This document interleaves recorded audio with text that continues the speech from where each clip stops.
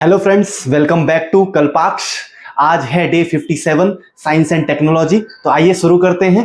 ठीक है, हमारा पहला जो क्वेश्चन है, at what temperature water has highest density. किस तापमान पर पानी का घनत्व सबसे अधिक होता है। तो जो सबसे अधिक पानी का घनत्व होता है वो किस पर होता है, 4 डिग्री सेल्सियस पर होता है, 4 डिग्री सेल्सियस पर होता है। तो जिसका आंसर हो जाएगा ऑप्शन बी, 4 डिग्री सेल्सियस। चलिए नेक्स्ट क्वेश्चन की बात करते हैं। हमारा जो नेक्स्ट क्वेश्चन है, Which one of the following solid is compressible? निम्नलिखित में से कौन सा ठोस संपीड़नीय है। Would, stone, gold, cotton. लकड़ी, पत्थर, सोना या कपास। ठीक है, तो आप ये जानते हो कि हम किसे संपीड़ित कर सकते हैं, कंप्रेस कर सकते हैं। तो हमारा कपास, कॉटन। तो जो इसका आंसर हो जाएगा ऑप्शन डी, कॉटन। चलिए नेक्स्ट क्वेश्चन की बात करते हैं। हमारा नेक्स्ट क्वेश्चन है, ब्रास इज अ, पीतल है, कंपाउंड, एलिमेंट, होमोजेनस मिक्सचर या हेट्रोजेनस मिक्सचर। यौगिक, तत्व, समांगी मिश्रण या हमारा विषम मिश्रण। तो मुख्यतः हम जो पीतल देखते हैं वो किससे मिलकर बना हुआ है, वो मुख्यतः कॉपर और जिंक से मिलकर बना हुआ है।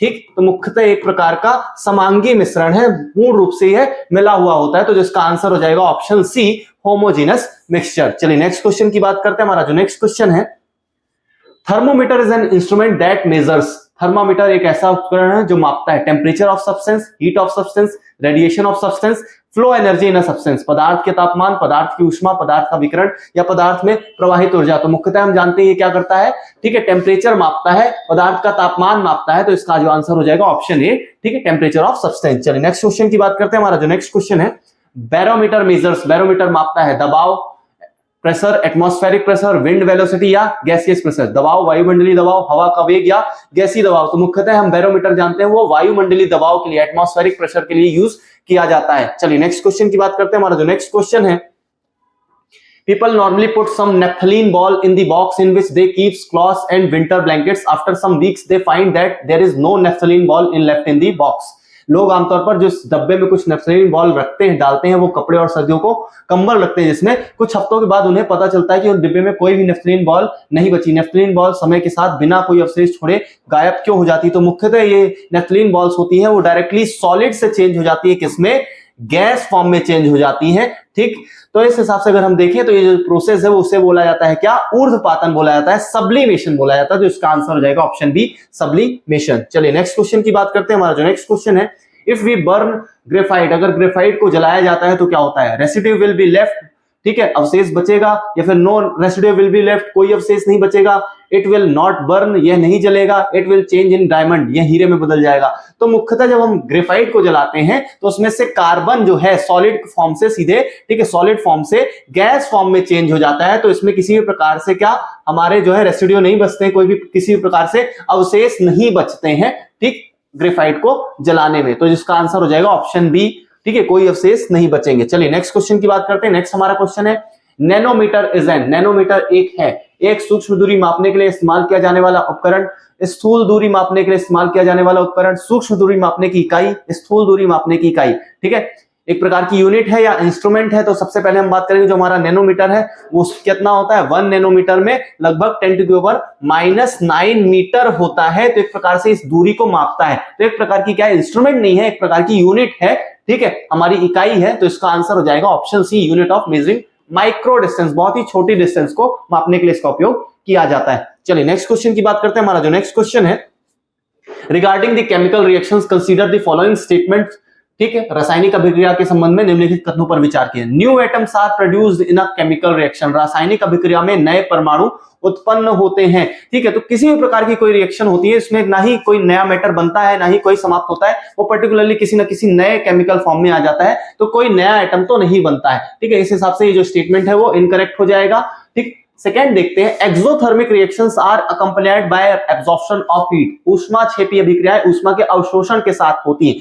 तो एंडोथर्मिक और एक्सोथर्मिक की हमने बात की थी। तो एक्सोथर्मिक में मुख्यतः क्या होता है, हीट एब्जॉर्ब नहीं होती, हीट रिलीज होती है। एंडोथर्मिक में क्या होता है, एंडोथर्मिक में एब्जॉर्ब होती है, जबकि एक्सोथर्मिक में रिलीज की जाती है। तो यहां पर जो स्टेटमेंट है वो दिया हुआ है कि एब्जॉर्प्शन ऑफ हीट हो रहा है, तो ये हमारा स्टेटमेंट इनकरेक्ट हो जाएगा। पूछा क्या गया, स्टेटमेंट गिवन आर करेक्ट, तो ना ही एक सही है ना ही दो सही। तो जिसका आंसर हो जाएगा, ठीक है, neither 1 nor 2, option D is the right answer. चलिए नेक्स्ट क्वेश्चन की बात करते हैं। हमारा नेक्स्ट क्वेश्चन है, which of the following best defines the oxidation of any substance, निम्नलिखित में से कौन सी किसी पदार्थ के ऑक्सीकरण की सबसे अच्छी तरह से परिभाषित करता है। तो जब ऑक्सीकरण होता है तो मुख्यतः उसमें क्या हो जाता है, ऑक्सीजन के जो हमारे एटम्स हैं वो जुड़ जाते हैं, मतलब ऑक्सीजन में क्या हो जाती है, यहाँ पे वृद्धि हो जाती है। तो ऑप्शन दिया हुआ gain in oxygen, loss in oxygen, gain in hydrogen या लॉस इन हाइड्रोजन। तो मुख्यतः ऑक्सीजन में वृद्धि होती है, तो इसका आंसर हो जाएगा option A, gain in oxygen. चलिए नेक्स्ट क्वेश्चन की बात करते हैं। हमारा जो नेक्स्ट क्वेश्चन है, Which of the following statement is not true about an atom? निम्नलिखित में से कौन सा कथन परमाणु के बारे में सत्य नहीं है? Atoms are not able to exist independently. परमाणु स्वतंत्र रूप से अस्तित्व में नहीं रह सकते। Atoms are the basic unit from which molecules and ions are formed. परमाणु मूल इकाइयां हैं जिनसे अणु और आयन बनते हैं। Atoms are always neutral in nature, परमाणु हमेशा प्रकृति में तटस्थ होते हैं। Atoms aggregate in large numbers to form the matter that we can see, feel और टच। परमाणु बड़ी संख्या में एकत्रित होकर पदार्थ बनाते हैं जिसे हम देख सकते हैं, महसूस कर सकते हैं या छू सकते हैं। तो मुख्यतः हम देखें तो पदार्थ क्या है, ठीक है, जो एक मैटर है वो किसका बना होता है, बहुत सारे एटम्स का बना होता है। ये नॉर्मली क्या होते हैं, न्यूट्रल हो जाते हैं। उसके अलावा अगर बात करें तो इनकी जो ये बेसिक यूनिट है किसी भी पदार्थ की, जिससे मॉलिक्यूल से आयंस बनते हैं। Atoms are not able to exist independently, परमाणु स्वतंत्र रूप से अस्तित्व में नहीं रह सकते हैं। तो अगर हम यहाँ पर देखें तो कई ऐसे एटम्स हैं, जैसे हमारी नोबेल गैसेस वगैरह हो गई, उनके जो एटम्स हैं वो स्वतंत्र रूप से रह सकते हैं, इसीलिए वो किसी प्रकार से रिएक्ट नहीं करते हैं। ठीक है, तो जिसका आंसर हो जाएगा, क्योंकि यहाँ पर पूछा गया कौन सा स्टेटमेंट जो है वो सही नहीं है, तो कौन सा है हमारा ऑप्शन है, ठीक है, atoms are not able to exist independently. चलिए नेक्स्ट क्वेश्चन की बात करते हैं। हमारा नेक्स्ट क्वेश्चन है the molecular formula of potassium nitrate. ठीक है, पोटेशियम नाइट्रेट का फॉर्मूला क्या है, KNO3, KNO, KNO2 या KON। तो मुख्यतः जो हमारा पोटेशियम नाइट्रेट का फॉर्मूला है वो क्या है, KNO3 है। ठीक है, मुख्यतः हमारा क्या होता है, नाइट्रोजन जो होता है वो ऑक्सीजन के साथ क्या बनाता है, बॉन्ड बनाता है। तो यहां पर हम देखें तो उसे एक एक्स्ट्रा बॉन्ड यहां पर देना पड़ता है, जिसकी वजह से यहां पर माइनस आ जाता है, इलेक्ट्रॉन देना पड़ता है और पोटेशियम जुड़ा होता है। ठीक है, तो ये हमारे KNO3 के रूप में देखा जाता है। चलिए नेक्स्ट बात करते हैं। नेक्स्ट जो हमारा क्वेश्चन है, molecular mass is defined as the, आणविक द्रव्यमान को इस प्रकार से परिभाषित किया जाता है, mass of one molecule of any substance compared with the mass of one atom of carbon 12। किसी भी पदार्थ के एक अणु का द्रव्यमान कार्बन 12 के एक परमाणु के द्रव्यमान की तुलना में। Mass of one atom compared with the mass of an atom of hydrogen, एक परमाणु का द्रव्यमान हाइड्रोजन के एक परमाणु के द्रव्यमान की तुलना में। Mass of one atom compared with the mass of one molecule, एक परमाणु का द्रव्यमान एक अणु के द्रव्यमान की तुलना में, या नन ऑफ द अबव, इनमें से कोई नहीं। तो मुख्यतः जो किसी भी मॉलिक्यूल का मास क्या किया जाता है, कंपेयर किया जाता है, वो किसके साथ किया जाता है, कार्बन 12 के अणु के साथ किया जाता है। तो इसका आंसर हो जाएगा आणविक द्रव्यमान के लिए, मॉलिक्यूलर मास के लिए वो क्या हो जाएगा, कार्बन 12 से जो उसका कंपैरिजन होता है उसके बेसिस में हम बताते हैं किसी भी मॉलिक्यूल का मास कितना है। Option A is the right answer. चलिए नेक्स्ट क्वेश्चन देखते हैं।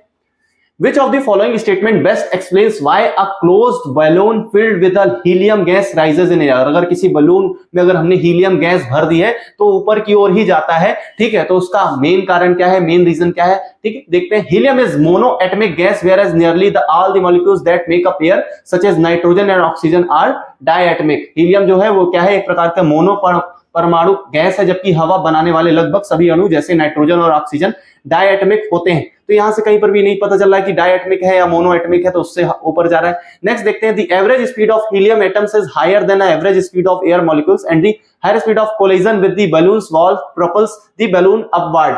हीलियम परमाणुओं की औसत गति हवा के अणुओं की औसत गति से अधिक होती है और गुब्बारे की दीवारों से टकराव की उच्च गति गुब्बारों को ऊपर की ओर धकेलती है।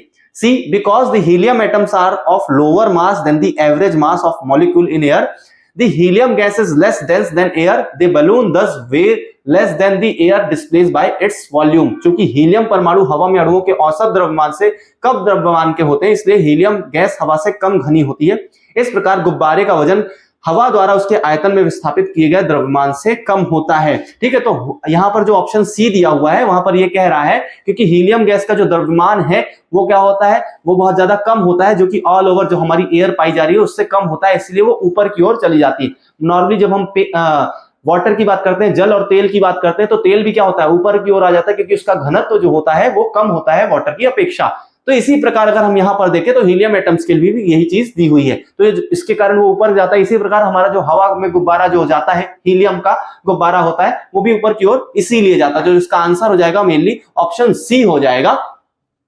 ठीक है, क्या होगा कि यहां पर क्या हो रहा है, क्योंकि उसका जो मास है वो क्या होता है, कम होता है, जो हमारे वायु में अलग जो अन्य मॉलिक्यूल्स पाए जा रहे हैं उनसे कम होता है। चलिए नेक्स्ट क्वेश्चन की बात करते हैं। हमारा जो नेक्स्ट क्वेश्चन है, Which of the following statement is incorrect about the structure of an atom? परमाणु की संरचना के बारे में निम्नलिखित में से कौन सा कथन गलत है? The whole mass of an atom is concentrated in the nucleus.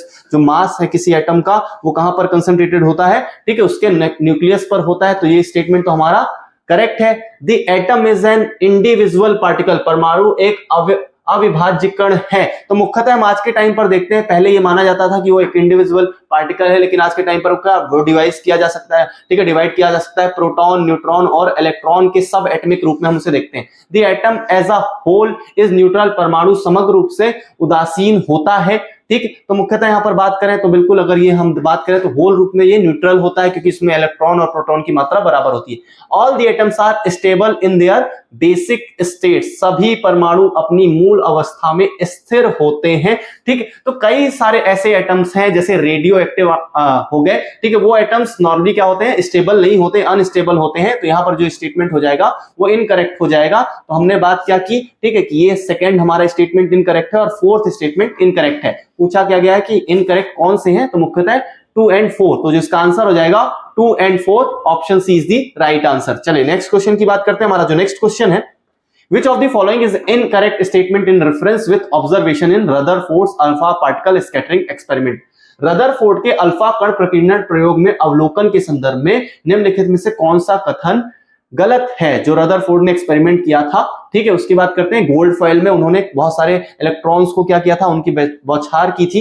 तो हम देखते हैं अल्फा पार्टिकल्स की बौछार की थी। Some of the alpha particles rebound after hitting the gold foil. कुछ अल्फा कण सोने की पन्नी से टकराने के बाद वापस आ गए थे। Some of the particles deflected from their path. कुछ जो कण है अपने मार्ग से विचलित हो जाते हैं। Some of the particles is not passes through the gold foil. कुछ कण सोने की पन्नी से होकर नहीं गुजरते हैं। Most of the particles passes straight through the gold foil. तो मुख्यतः गोल्ड फॉइल ली गई थी जहां पर हम गोल्ड एटम की बात कर रहे हैं। तो हमारे जो गोल्ड एटम्स थे उसमें अगर हम बात करें तो उसके न्यूक्लियस जो है वो बहुत ज्यादा छोटे थे।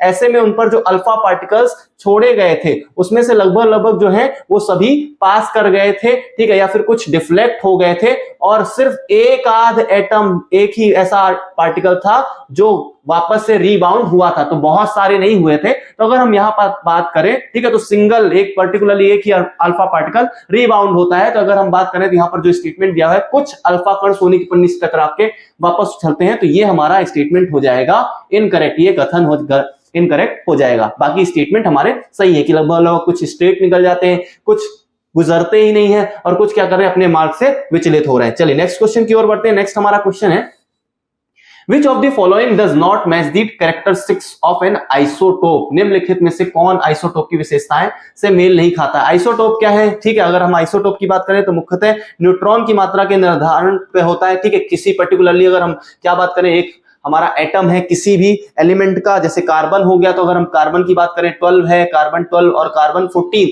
तो जो हम अंतर देख रहे हैं, ये अंतर क्या देख रहे हैं कि यहाँ पर अगर हम देखें तो यहाँ पर 6 न्यूट्रॉन है जबकि यहाँ पर 8 न्यूट्रॉन है। ठीक है, तो ऐसे में ये जो न्यूट्रॉन की मात्रा होती है उसके आधार पर हम उनके ही एक ही पर्टिकुलरली एलिमेंट के बहुत सारे क्या देखते हैं, अलग अलग एलिमेंट्स के रूप में उसके आइसोटोप देखते हैं, जहां पर न्यूट्रॉन अलग अलग हो सकते हैं। न्यूट्रॉन की मात्रा या उनकी क्वांटिटी जो होती है, उनके नंबर्स अलग अलग हो सकते हैं। ठीक है, कुछ तत्वों के आइसोटोप रेडियोधर्मी होते हैं, तो बिल्कुल कुछ जो हमारे एलिमेंट्स हैं यूरेनियम वगैरह, उनके जो आइसोटोप्स हैं वो रेडियो एक्टिव होते हैं। Isotopes are the atoms of different element. Isotope विभिन्न तत्वों के परमाणु होते हैं, तो ये विभिन्न तत्वों के नहीं होते हैं, एक ही तत्व एक ही एलिमेंट के होते हैं। तो यहाँ पर जो हमारा स्टेटमेंट हो जाएगा वो इनकरेक्ट हो जाएगा। Isotope differ in numbers of neutrons, बिल्कुल अपन ने देखा यहाँ पर जो नंबर ऑफ न्यूट्रॉन्स है उसकी संख्या भिन्न होने के कारण ये होते हैं। Isotopes have similar chemical properties. हाँ, तो सिंपल सी बात है, जरूर आइसोटोप्स में न्यूट्रॉन के जो है वो नंबर्स अलग अलग हो सकते हैं, लेकिन जो इनकी केमिकल प्रॉपर्टीज होती है वो सेम ही होती है। ठीक है, तो यहाँ पर तीनों स्टेटमेंट सही है। एक हमारा जो स्टेटमेंट है आइसोटोप्स ऑफ डिफरेंट एलिमेंट्स होते हैं, ठीक है, तो ऐसा नहीं होता है, एक ही एलिमेंट के होते हैं। तो ऑप्शन बी यहाँ पर इनकरेक्ट हो जाएगा। तो जिसका आंसर हो जाएगा वो क्या हो जाएगा, ऑप्शन बी। ठीक है, चलिए नेक्स्ट क्वेश्चन की बात करते हैं। हमारा जो नेक्स्ट क्वेश्चन है, What property of an element determines its chemical behavior? किसी तत्व का कौन सा गुण उसके रासायनिक व्यवहार को निर्धारित करता है? Size of an element, valency of an element, molar mass of the element, none of these. तत्व का आकार, तत्व की संयोजकता, तत्व का मोलर द्रव्यमान या उनमें से कोई नहीं। तो मुख्यतः हम देखते हैं क्या, ठीक है, कि जो हमारा वैलेंसी होती है, ठीक है, जो हमारी वैलेंसी होती है, कि वैलेंसी का मतलब उसमें कितने इलेक्ट्रॉन कम है या ज्यादा है, जिसके कारण वो किसी भी अन्य एटम से रिएक्ट करता है। तो यहां पर उस जब वो रिएक्ट करेगा तो उसके केमिकल बिहेवियर को दिखाता है, ठीक है। तो मुख्यतः हम देखते हैं तत्व की संयोजकता द्वारा, ठीक है, केमिकल बिहेवियर को दर्शाया जाता है, डिटरमाइन किया जाता है। चलिए नेक्स्ट क्वेश्चन की बात करते हैं। हमारा जो नेक्स्ट क्वेश्चन है, Why was the Thomson model of an atom failed? Thomson का परमाणु मॉडल क्यों विफल रहा? It could not explain the screening of negative charges from that of positive. यह ऋणात्मक आवेशों को धनात्मक आवेशों से अलग करने की व्याख्या नहीं कर सका। It did not tell about the presence of electrons. यह इलेक्ट्रॉन की उपस्थिति के बारे में नहीं बता सका। It did not give an idea about the discrete energy level. यह असतत ऊर्जा स्तरों के बारे में कोई विचार नहीं दे सका। It explained the atom as a whole to be electrically neutral. इसने पूरे परमाणु को विद्युत रूप से उदासीन बनाया था, ठीक है, बताया, ठीक है। अगर हम यहाँ पर बात करें तो मेनली जो हमारा, ठीक है, हम देखते हैं कि इसने क्या किया था, थॉमसन मॉडल में क्या किया गया था, वही उसे एक प्रकार से वाटरमेलन के रूप में दिखाया गया था और उसमें यह दिखाया गया था कि कुछ जो बीज होते हैं, जो काले सीड जैसे वाटरमेलन में पाए जाते हैं, ठीक है, उसको उन्होंने पॉजिटिव चार्ज की बात की थी, ठीक है। तो इन्होंने किसी प्रकार से नेगेटिव चार्ज वगैरह की बात नहीं की थी। तो यहाँ पर हम बात करते हैं ऋणात्मक आवेशों को धनात्मक आवेशों से अलग करने की व्याख्या नहीं कर सके थे। उन्होंने बस बोल दिया था कि जिस प्रकार से वाटरमेलन में सीड बिखरे रहते हैं उस प्रकार से हमारा बिखरा रहते हैं पॉजिटिव सीड्स के रूप में, पॉजिटिव चार्ज के रूप में, ठीक है। तो हमारा जो ये स्टेटमेंट है वो सही हो जाएगा कि जिसके कारण वो फेल है कि उन्होंने एक्सप्लेन नहीं किया। It did not tell about the presence of electrons. तो उन्होंने बोला था कि हाँ, जो इलेक्ट्रॉन्स है वो आसपास है, जो लाल हमारा, ठीक है, जो तरबूज का भाग होता है वाटरमेलन का, वो इलेक्ट्रॉन्स का है, ठीक है। तो उसके कारण ये फेल नहीं हुआ। It did not give an idea about the discrete energy levels, ठीक है। उन्होंने आसपास ये तो बता दिया था कि क्या पाए जा रहे हैं, मुख्यतः हमारे इलेक्ट्रॉन्स पाए जा रहे हैं, लेकिन उनके एनर्जी लेवल्स के बारे में नहीं बताया था। उन्होंने नहीं बताया था कि ये डिफरेंट एनर्जी लेवल्स पर होते हैं, तो इसके कारण भी इसे फेल माना गया था। तो इसका जो ये थर्ड स्टेटमेंट है वो भी फेल के रूप में देखते हैं। It explained the atom as a whole to be electrically neutral. इसने पूरे परमाणु को विद्युत रूप से उदासीन बताया, ठीक। तो इन्होंने बिल्कुल इस चीज को ध्यान में रखा था कि इन्होंने पूरे उदासीन बताया था, तो इसके कारण फेल नहीं हुआ था। तो फेल होने का रीजन क्या था, क्योंकि ये ऋणात्मक आवेशों को धनात्मक आवेशों से अलग करने की व्याख्या नहीं कर पाए थे। उन्होंने ये नहीं बताया था कि किस प्रकार से हमारे ये दोनों अलग हैं, और दूसरा उन्होंने क्या किया था, यह सतत ऊर्जा मतलब उनके जो एनर्जी लेवल्स हैं, ठीक है, उसके बारे में वो डिस्कस नहीं कर पाए थे कि ये अलग अलग ऑर्बिट्स में पाए जाते हैं। तो 1 और 3 क्या हो जाएंगे, इसके सही आंसर होगा, जिसके कारण ये फेल। तो इसका जो आंसर हो जाएगा ऑप्शन बी, बोथ 1 and 3। चलिए नेक्स्ट क्वेश्चन की बात करते हैं। हमारा जो नेक्स्ट क्वेश्चन है, Which of the following represent the correct relation between Avogadro number? ठीक है, Avogadro number, number of particles and moles. निम्नलिखित में से कौन सा एवोगाड्रो संख्या, कणों की संख्या और मोल्स के बीच की सही संबंध है? तो मुख्यतः अगर हम बात करें तो हमारा जो एवोगाड्रो नंबर है वो क्या दर्शाता है, एक मोल को दर्शाता है। एक मोल में, ठीक है, लगभग कितने 6.023 इंटू 10 टू द पावर 23 क्या होते हैं, हमारे पार्टिकल्स होते हैं। तो इसको हम बोल देते हैं, इसी को हम बोल देते हैं एवोगाड्रो नंबर। तो अगर हमें मोल की संख्या बताना है, अगर हमें मोल्स की संख्या बताना है, तो टोटल नंबर ऑफ जो हमारे क्या हो जाएंगे, पार्टिकल्स हो जाएंगे, और उसे हम क्या कर दें, एवोगाड्रो नंबर से डिवाइड कर दें, तो हमें पता चल जाएगा कि नंबर ऑफ मोल्स क्या है। तो इसका आंसर हो जाएगा n इज इक्वल टू, ठीक है, n is equal to n divide by n0, ठीक है। देखते हैं क्या दिया हुआ है यहाँ पर। तो यहाँ पर अगर हम देखें तो पहला ऑप्शन ए में ही दिया हुआ है, n is equal to n divide by n0, ठीक है, number of particles divide by Avogadro number. चलिए नेक्स्ट क्वेश्चन की बात करते हैं। हमारा जो नेक्स्ट क्वेश्चन है, which of the following statement marks as a difference between plants and animal cell, ठीक है, जंतु कोशिका और पादप कोशिका के बीच में अंतर को देखते हैं। Plant cell have cell wall which animal cell do not, ठीक है, पादप कोशिकाओं के पास क्या है, कोशिका भित्ति होती है, लेकिन जंतु कोशिका के बीच में नहीं होती। तो बिल्कुल ये किसको दर्शा रहा है, उसको। तो ये जो हमारा स्टेटमेंट हो जाएगा वो सही हो जाएगा। आगे देखते हैं, plant cell do not have vacuoles while animals do have, तो दोनों के पास ही क्या होती है, रिक्तिका होती है, ठीक है। तो ये हमारा स्टेटमेंट इनकरेक्ट हो जाएगा। Plant cell have only cell membrane while animal cell have both cell wall as well as cell membrane. तो यहाँ पर ये उल्टा हो गया है, पादप कोशिकाओं के पास कोशिका झिल्ली होती है, जबकि ठीक है एक्चुअली पे एनिमल सेल के पास क्या होती है, सेल मेम्ब्रेन होती है, कोशिका झिल्ली होती है, जबकि जो हमारी पादप सेल होती है उनके पास दोनों होती है, ठीक है। तो ये भी इनकरेक्ट हो जाएगा। उसके अलावा पादप कोशिकाओं में अधिक प्लास्टिड होते हैं, जबकि जंतु कोशिकाओं में कम प्लास्टिड होते हैं, ठीक। तो यहाँ पर जो हमारा स्टेटमेंट है वो है हमारा, जो कि किसको दर्शा रहा है, जंतु कोशिका और पादप कोशिका के बीच में अंतर को दिखाता है, ठीक है, कि plant cell have cell wall और एनिमल सेल के पास ये सेल वॉल नहीं होती। Option A is the right answer. चलिए नेक्स्ट क्वेश्चन की बात करते हैं। हमारा जो नेक्स्ट क्वेश्चन है, osmosis is a process by which molecules of a solvent tend to pass through a semi permeable membrane from a less concentrated solution into a more concentrated one. Can you pick out the option among the following which does not belong to this process? परासरण एक ऐसी प्रक्रिया है जिसके द्वारा विलायक को एक अणु को एक कम सांद्रित विलय से अधिक सांद्रित विलयन में अर्धपारगम झिल्ली से होकर गुजरते हैं। क्या आप निम्नलिखित में से विकल्प में से चुन सकते हैं? इस प्रक्रिया से संबंधित नहीं है। The movement of water across a semi-permeable membrane is affected by the amount of substance dissolved in it.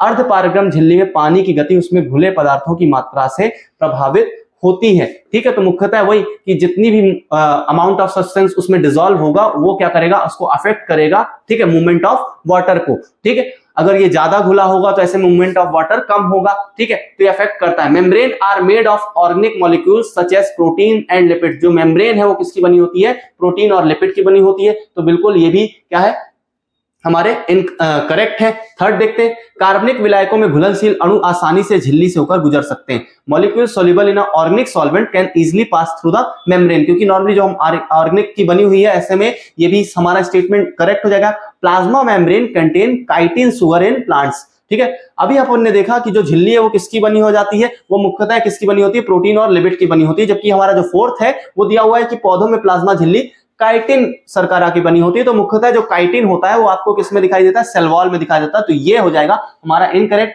यहां पर पूछा क्या गया है, ठीक है, कि जो does not belong to this process, तो मुख्यतः हमारा जो डी है वो बिलोंग नहीं करता। तो जो इसका एक्चुअली पे राइट आंसर हो जाएगा, ठीक है, वो क्या हो जाएगा? Option D.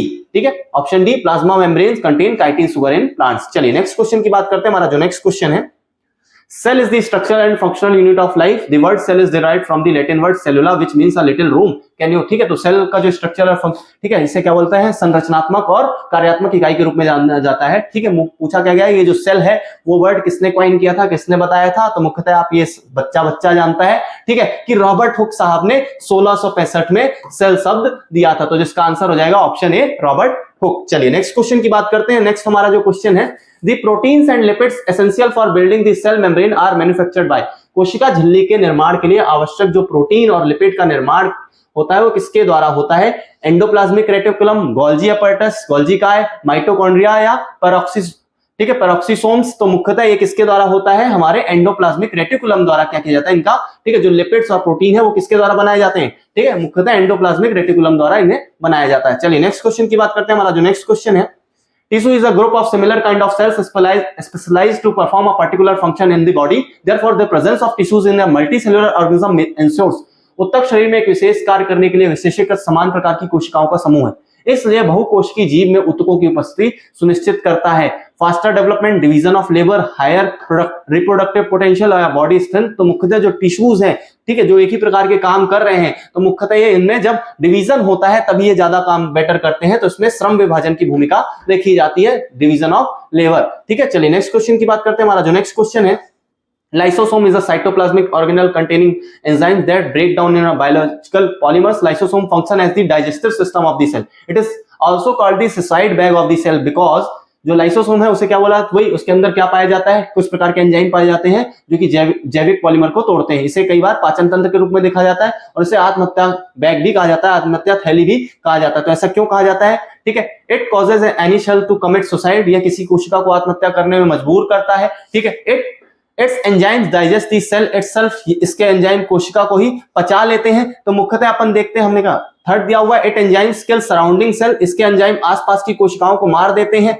ठीक है, तो ऑल ऑफ दी अबव, उपरोक्त सभी। तो मुख्यतः जब ऊपर के सही नहीं, तो अगर हम बात करें तो जिसके अंदर एंजाइम, हमने इसके बारे में पहले भी बात की थी कि जब मुख्यतः जब कोशिका धीरे धीरे खराब होने लग जाती है तो ये जो लाइसोसोम होता है वो फट जाता है और इसके एंजाइम्स क्या हो जाते हैं, जो कि पाचक तंत्र की तरह तो काम करते हैं लेकिन ये अपनी ही कोशिका को पचा लेते हैं। तो जिसका आंसर हो जाएगा option B, it's enzyme digest the cell itself. ठीक है, इसलिए इन्हें क्या बोला जाता है? आत्महत्या की थैली बोला जाता है। चलिए नेक्स्ट क्वेश्चन की बात करते हैं। हमारा जो नेक्स्ट क्वेश्चन है, epithelial tissue always has an exposed outer surface and an inner surface anchored to the connective tissue by a thin non-cellular structure called the उपकला। उत्तक में हमेशा एक उजागर बाहरी सतह और एक आंतरिक सतह होती है जो एक पतली गैर कोशिकीय संरचना द्वारा संयोजित उत्तक से जुड़ी होती है, जिसे कहा जाता है non stratified layer, basement of membrane, basement membrane या फाइब्रोब्लास्ट। ठीक है, गैर स्तरीकृत परत, बेसमेंट झिल्ली या फाइब्रोब्लास्ट। तो मुख्यतः जो उपकला उत्तक होता है, ठीक है, जो आंतरिक और बाहरी सतह पर होती है, ठीक है, उसको क्या बोला जाता है? उसे मुख्यतः हमारी बेसमेंट झिल्ली के रूप में जाना जाता है, बेसमेंट मेम्ब्रेन के रूप में देखा जाता है। ठीक है, 2 मिनट। हाँ, ठीक है, यहां पर अगर हम बात करें तो इसे बेसमेंट झिल्ली के रूप में देखा जाता है। ऑप्शन सी इसका राइट आंसर हो जाएगा। चलिए नेक्स्ट क्वेश्चन की बात करते हैं। हमारा जो नेक्स्ट क्वेश्चन है, connective tissues are the tissues that help to bind और connect other tissues in the body. They have widely spaced cells embedded in a matrix having a variety of proteins, polysaccharides and mineral salts. Can you identify the connective tissues among the following? जो हमारी संयोजी उत्तक है वो क्या करते हैं, एक प्रकार के ऐसे उत्तक होते हैं जो उत्तकों को बांधने का काम करते हैं, जोड़ने का काम करते हैं। हमारी व्यापक रूप से फैली हुई कोशिकाएं होती हैं, ठीक है, जिसमें प्रोटीन, पॉलीसेकेराइड और खनिज लवणों के मैट्रिक्स पाए जाते हैं। ठीक है, तो मुख्यतः आप संयोजी उत्तक कौन कौन से हैं वो हमें बताने हैं। ठीक, तो हम ये देखते हैं जो हमारा लिगामेंट होता है, ठीक है, वो हड्डियों से हड्डियों को जोड़ता है। ठीक है, उसके बाद हम बात करें, उसके बाद अगर हम एपिथेलियन या उपकला की बात करें तो ये एक प्रकार की परत होती है, ये जोड़ने का काम नहीं करती, तो इसका हो जाएगा सेकंड इनकरेक्ट हो जाएगा। ठीक है, अगर सेकंड इनकरेक्ट हो जाएगा तो हमारा डी ऑप्शन और हमारा, ठीक, हमारा बी ऑप्शन इनकरेक्ट हो जाएगा।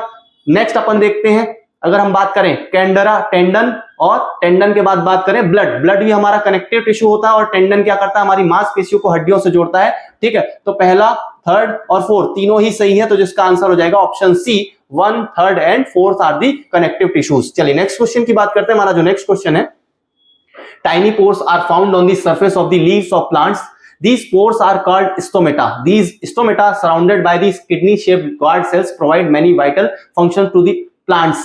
Which of the following function is not served by the stomata for the plants? ठीक है, अब हम जानते हैं कि जो स्टोमेटा है वो क्या है, एक प्रकार से पत्तियों की सतह पर छोटे छोटे छिद्र होते हैं, ठीक है, जिन्हें रंध्र के रूप में जाना जाता है। एक प्रकार से गुर्दे होते हैं जो सांस के लिए आवश्यक होते हैं। ठीक है, तो ये बहुत सारे कार्य करते हैं। हमें ये बताना है कि ये रंध्र पौधे जो है वो किस प्रकार से, इसमें से कौन सा कार्य नहीं करते हैं। पहला दिया हुआ exchange of gases, particularly CO2 and O2। ठीक है, तो मुख्यतः यही क्या होते हैं, एक प्रकार से गैसों का एक्सचेंज करते हैं, ठीक है, आदान प्रदान करते हैं, CO2 और O2 लेते हैं फोटोसिंथेसिस के लिए। ठीक है, उसके अलावा वाष्पोत्सर्जन, ठीक है, इसे अपन ट्रांसपिरेशन बोलते हैं प्लांट्स में। तो वाष्पोत्सर्जन जो होता है वो किनके द्वारा होता है, इन्हीं स्टोमेटा के द्वारा किया जाता है। Helps to create pressure for the water to rise upward by its process of transpiration. ठीक है, तो वाष्पोत्सर्जन की प्रक्रिया द्वारा ही पानी को ऊपर उठाने के लिए दबाव बनाने में मदद करता है। बिल्कुल, ये तीनों इस प्रकार से हेल्प करते हैं। चौथा, helps the leaves to carry out the process of photosynthesis, पत्तियों को प्रकाश संश्लेषण की प्रक्रिया को पूरा करने में मदद करते हैं। ठीक है, तो मुख्यतः अगर हम इसकी बात करें तो यहां पर हम ये बोल रहे हैं कि स्टोमेटा ऑक्सीजन को और कार्बन डाइऑक्साइड का एक्सचेंज तो करता है, पर ये डायरेक्टली फोटोसिंथेसिस में नहीं जुड़ा होता, क्योंकि वहां पर भूमिका किसकी होती है, कार्बन डाइऑक्साइड की होती है, सन की होती है, सन रेज की होती है। ठीक है, वहां पर कहीं भी सूरज की जो रोशनी है उसकी प्रकाश की होती है, कहीं भी किसकी, स्टोमेटा की डायरेक्ट भूमिका नहीं होती। तो इसका आंसर हो जाएगा, अगर हम बात करें तो क्या हो जाएगा, ऑप्शन डी। ठीक है, कि ये हेल्प नहीं करता है फोटोसिंथेसिस में। चलिए नेक्स्ट क्वेश्चन की बात करते हैं। हमारा जो नेक्स्ट क्वेश्चन है, meristematic tissues are those which help in increasing the length and girth of the plant. Which of the following statement given below is correct about the meristematic tissue. Meristematic उत्तक जो होते हैं वो पौधों की लंबाई और परिधि को बढ़ाने में मदद करते हैं। ठीक है, तो उसके बारे में निम्नलिखित कथनों में से कौन से सही है। It is made up of cells that are incapable of cell division. यह उन कोशिकाओं से बना होता है जो कोशिका विभाजन में असमर्थ है। ठीक है, अगर कोशिका विभाजन नहीं होगा तो कैसे उनकी लेंथ बढ़ेगी, तो ये जो हमारा स्टेटमेंट हो जाएगा वो incorrect. It is made up of cells that are capable of cell division. ये उन कोशिकाओं से बना होता है जो कोशिका विभाजन में सक्षम होती हैं। It composed of single type of cell. ठीक है, सिंगल टाइप ऑफ सेल से नहीं बनी होती है। ठीक, और it composed of more than one type of cell. ये एक से अधिक प्रकार की कोशिकाओं से बनी होती है। तो मुख्यतः अगर हम बात करें, बहुत सारी इनमें कोशिकाएं पाई जाती है जो कि बहुत जल्दी डिवीजन कर सकती है, जो इसका आंसर हो जाएगा option B is the right answer. चलिए नेक्स्ट क्वेश्चन की बात करते हैं। हमारा जो नेक्स्ट क्वेश्चन है, angiosperm is a division of kingdom plant. The main characteristics feature of angiosperm is. ठीक है, एंजियोस्पर्मी जो है प्लांट जगत की एक प्रभाग है। एंजियोस्पर्म की प्रमुख विशेषता यह है। ठीक है, तो अगर हम यहां पर बात करें,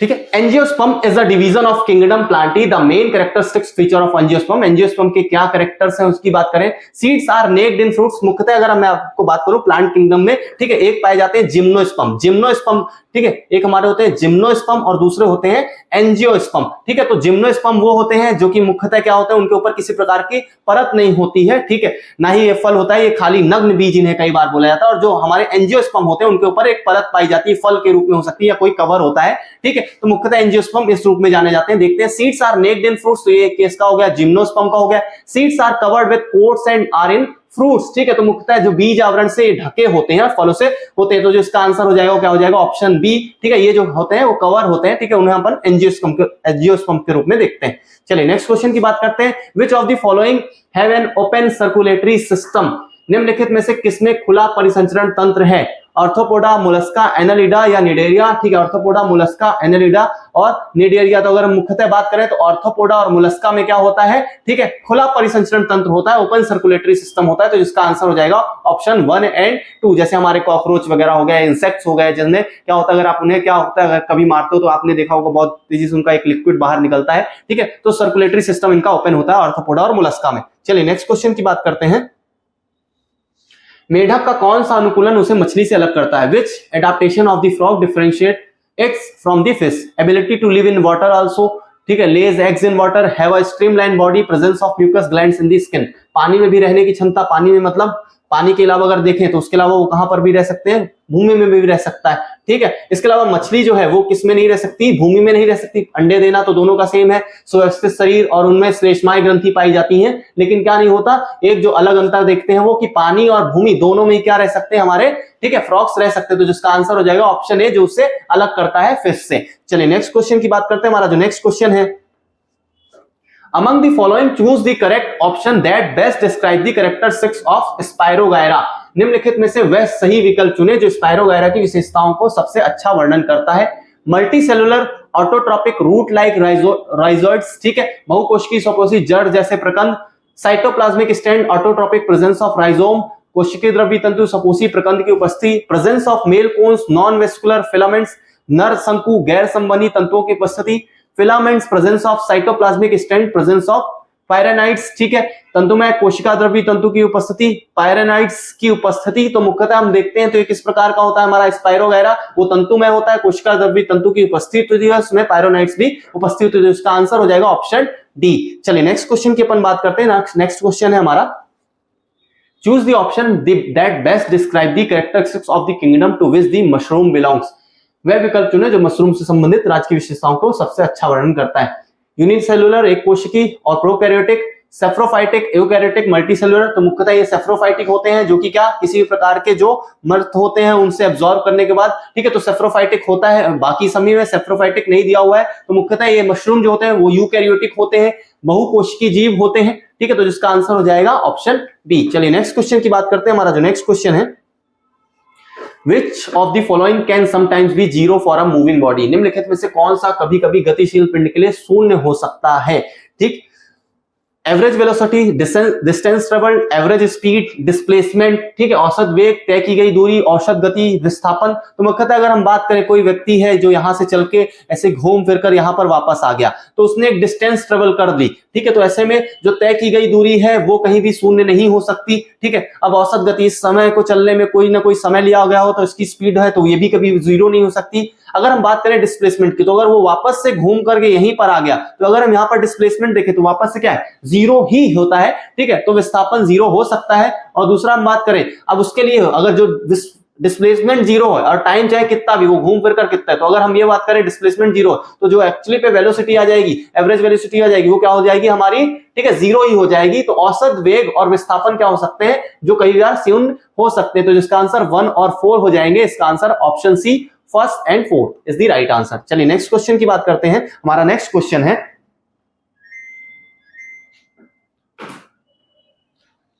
विच ऑफ, ठीक है, नेक्स्ट क्वेश्चन की बात करते हैं। Which of the following statement is correct regarding velocity and speed of a moving body, किसी गतिशील पिंड के वेग और चाल के संबंध में निम्नलिखित में से कौन सा कथन सही है। Velocity of moving body is always higher than its speed, गतिशील पिंड का वेग हमेशा उसकी चाल से अधिक होता है। Speed of moving body is always higher than its velocity, गतिशील पिंड की चाल हमेशा उसके वेग से अधिक होती है। Speed of moving body is its velocity in a given direction, गतिशील पिंड की चाल किसी निश्चित दिशा में उसका वेग होता है। Velocity of moving body is its speed in a given direction, गतिशील पिंड का वेग किसी निश्चित दिशा में उसकी चाल होता है, ठीक है। तो अगर कोई बॉडी सीधा चल रही है, ठीक है, तो अगर हम ये बात करें वेलोसिटी किसके लिए यूज होती है, वो डायरेक्शनल होती है। डायरेक्शनल होती है मतलब एक डायरेक्शन में चली होती है। मान लो कोई व्यक्ति इस प्रकार से ऐसे चल के आया, तो अगर हम यहां पर बात करेंगे तो यहां पर इसकी स्पीड निकालेंगे, लेकिन अगर उसकी वेलोसिटी की बात करेंगे तो वेलोसिटी कहां पर आएगी, ठीक है, जितना जो फर्स्ट पॉइंट और लास्ट पॉइंट है उसके बीच में जो मैक्सिमम डिस्टेंस है, ठीक है, मिनिमम डिस्टेंस है, उसको मापा जाएगा। तो अगर हम मिनिमम डिस्टेंस की बात करें तो यहां पर वेलोसिटी के रूप में देखा जाए, तो अगर कोई एक गिवन डायरेक्शन में अगर हम जाते हैं तो हमारी जो स्पीड होती है और जो वेलोसिटी होती है वो दोनों सेम होती है। तो इसका आंसर हो जाएगा क्या, गतिशील पिंड का वेग जो है वो किसी निश्चित दिशा में उसकी चाल होता है, ठीक है। तो वही उसकी स्पीड होती है जब वो एक निश्चित डायरेक्शन में हो, ठीक है, एक बिल्कुल फिक्स डायरेक्शन में हो। चलिए नेक्स्ट क्वेश्चन की बात करते हैं। हमारा जो नेक्स्ट क्वेश्चन है, in a free fall the velocity of a stone is increasing equal intervals of time under the effects of gravitational force of the earth, then what can you say about the motion of this stone, whether the stone is having, ठीक है, मुक्त पतन में एक पत्थर जब एक पृथ्वी के गुरुत्वाकर्षण बल के प्रभाव में एक समान समय में अंतराल पर समान रूप से बढ़ रहा होता है तो आप इस पत्थर की गति को बारे में क्या कहते हो, ठीक है। तो मुख्यतः हर बार वो क्या हो रहा है, ठीक है, अगर हम यहाँ पर बात करें तो एक समय के बाद हर एक सेकंड में उसका क्या हो रहा है, ठीक है, स्पीड बढ़ रही है, ठीक है। अगर इसकी स्पीड एक निश्चित टाइम पर बढ़ रही है तो उसे हम बोलते हैं एक समान त्वरण, ठीक है, यूनिफॉर्म एक्सीलरेशन। जब वहां पर वेलोसिटी होती है एक पर्टिकुलर टाइम पर हर बार वो बढ़ती जा रही है, ठीक है। तो बढ़ते अगर यहाँ पर 10 थी, ठीक है, 10 के बाद यहाँ पर अगली बार उसकी स्पीड अगले सेकंड में 20 हो जाएगी, अगले सेकंड में 30 हो जाएगी, ठीक है। तो इसे बोला जाता है यूनिफॉर्म एक्सीलरेशन, मतलब वेलोसिटी का एक लंबे टाइम तक, मतलब ठीक है, हर बार वेलोसिटी का उतना ही बढ़ना, तो ये यूनिफॉर्म एक्सीलरेशन के रूप में जाना जाता है। चलिए नेक्स्ट बात करते हैं। हमारा नेक्स्ट क्वेश्चन है, if a displacement of an object is proportional to a square of time then the object moves with, ठीक है, यदि किसी वस्तु का विस्थापन जो है क्या होगा, समय के वर्ग के समानुपाती होगा तो वस्तु गति करती है, ठीक है। अगर यहां पर बात करें तो क्या बोल रहा है, जो हमारा डिस्प्लेसमेंट है जिसे हम एस में दिखाते हैं, ठीक है, वो किसके बराबर है, टी स्क्वायर के बराबर है। तो अगर ये बात करें तो आप इसमें एक सेकेंड लॉ देखते हो, S equal to UT plus half AT square में, तो यहां पर क्या हो रहा है, हाफ एटी स्क्वायर में, तो मुख्यतः इनिशियल वेलोसिटी जो है वो जीरो यहां पर मानी गई है, इनिशियल वेलोसिटी। और अगर इनिशियल वेलोसिटी जीरो है, ऐसे में हर बार जो वेलोसिटी है वो कहीं ना कहीं बिल्कुल बराबर बढ़ रही है, ठीक है, यूनिफॉर्म वेलोसिटी के रूप में दिख रही है, ठीक है। तो अगर हम यूनिफॉर्म वेलोसिटी की बात कर, सॉरी, यूनिफॉर्म हमारी जो वेलोसिटी है, यूनिफॉर्म वेलोसिटी का मतलब होता है कि पर्टिकुलर एक डिस्टेंस, लेकिन यहां पर क्या हो रहा है कि हर बार इनिशियल वेलोसिटी जीरो और उसके बाद वेलोसिटी बढ़ गई है, ठीक है। तो आपको क्या वही सेम डिस्टेंस ट्रेवल नहीं कर रहा है, तो अपन इसे यूनिफॉर्म एक्सीलरेशन के रूप में देखते हैं, ये हो जाएगा जीरो,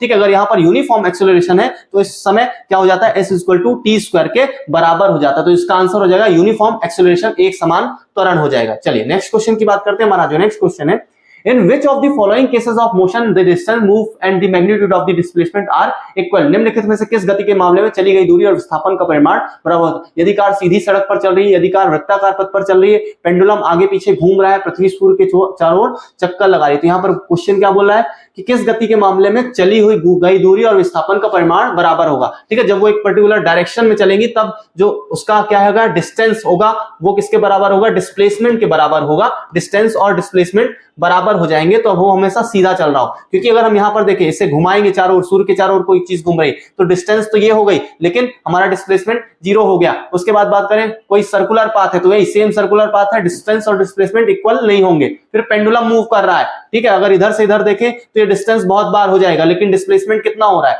ठीक है, तो ये बराबर नहीं होंगे। तो ऐसे में यदि कार सीधी सड़क पर चल रही है, बिल्कुल सीधे चल रही है, तो डिस्टेंस और डिस्प्लेसमेंट बराबर हो जाएंगे। तो जिसका स्टेटमेंट है बस फर्स्ट करेक्ट है, तो इसका आंसर हो जाएगा, ठीक है, ऑप्शन डी ओनली 1। चलिए नेक्स्ट क्वेश्चन की बात करते हैं। हमारा जो नेक्स्ट क्वेश्चन है, Newton's third law of motion explains the two force namely action and reaction coming into action when the two bodies are in the contact with each other. These two forces, न्यूनतम की गति के जो तीसरे नियम है, दो बलों अर्थात क्रिया और प्रतिक्रिया की व्याख्या की गई है जो तब क्रियाशील होते हैं जब दो पिंड एक दूसरे के संपर्क में होते हैं। ये दो बल हैं, always act on the same body, ठीक है, एक बॉडी पर ही कार्य करते हैं, ठीक। हम बात करें तो वही कि अगर कोई व्यक्ति है जो नाव से उतर रहा है, वो आगे की ओर क्या करेगा, ठीक है, जब वो आगे की ओर उतरेगा तो इसको पीछे की ओर धक्का देगा और उसे आगे जाना है, तो ये नाव इस पर फोर्स लगा रही है, तो एक बार इस पर फोर्स लग रहा है, एक बार इस पर, तो ये क्रिया ऐसी हो रही है कि इस पर फोर्स लगा है, इसकी वजह से नाव ने क्या इस पर फोर्स लगाया, ठीक है। तो दोनों ही फोर्स जो है अलग अलग बॉडीज पर लग रहे हैं, ठीक है। तो always act on the different bodies in opposite direction, ठीक है।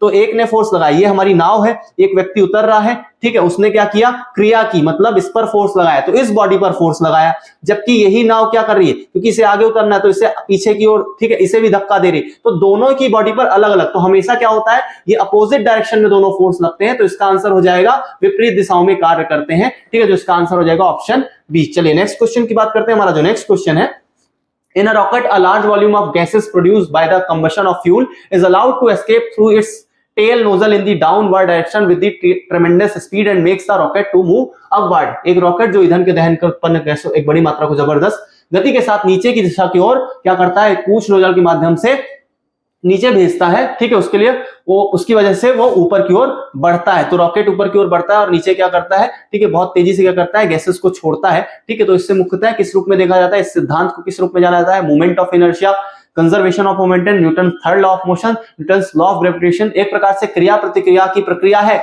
लेकिन साथ में यहां पर क्या होता है, हम अगर मोमेंटम की बात करें तो ये मोस्ट ऑफ द जो एग्जांपल माना जाता है वो किसका माना जाता है, कंजर्वेशन ऑफ मोमेंटम का माना जाता है, कि जैसे जैसे मास वगैरह कम होता जाता है वैसे वैसे इसकी वेलोसिटी है वो बढ़ती जाती है, ठीक है। तो अगर हम यहाँ पर आंसर को लेकर बात करें तो ये Newton's third law of motion का भी एग्जांपल है, कि नीचे की ओर क्रिया है, ऊपर की ओर प्रतिक्रिया है, लेकिन ये जो सबसे मोस्ट एप्रोप्रिएट आंसर के रूप में देखा जाता है उसे कंजर्वेशन ऑफ मोमेंटम की, कि जैसे जैसे वो ऊपर जाता है उसका मास कम होता जाता है और वेलोसिटी भी बढ़ती जाती है, कि वही ईंधन जला, ठीक है, फ्यूल जला और फ्यूल की वजह से उसका जो मास है वो कम हो गया, तो ऐसे में वेलोसिटी भी बढ़ती है। तो ये किसका नियम दर्शाता है, ठीक है, प्रिंसिपल हो जाता है कंजर्वेशन ऑफ मोमेंटम का। चलिए नेक्स्ट क्वेश्चन की बात करते हैं। नेक्स्ट जो हमारा क्वेश्चन है, the seat belts are provided in the car so that if the car stop suddenly due to an emergency braking, ठीक है, the person sitting on the front seat are not thrown forward violently and save from getting injured, ठीक है, मुख्यतः वही कि जो car है उसमें क्या दिया जाता है, सीट बेल्ट होता है, ताकि क्या होगा, किसी प्रकार के एक्सीडेंट हो रहे हैं तो अचानक से वो बहुत तेजी से आगे की ओर टकरा नहीं जाए अगर किसी प्रकार से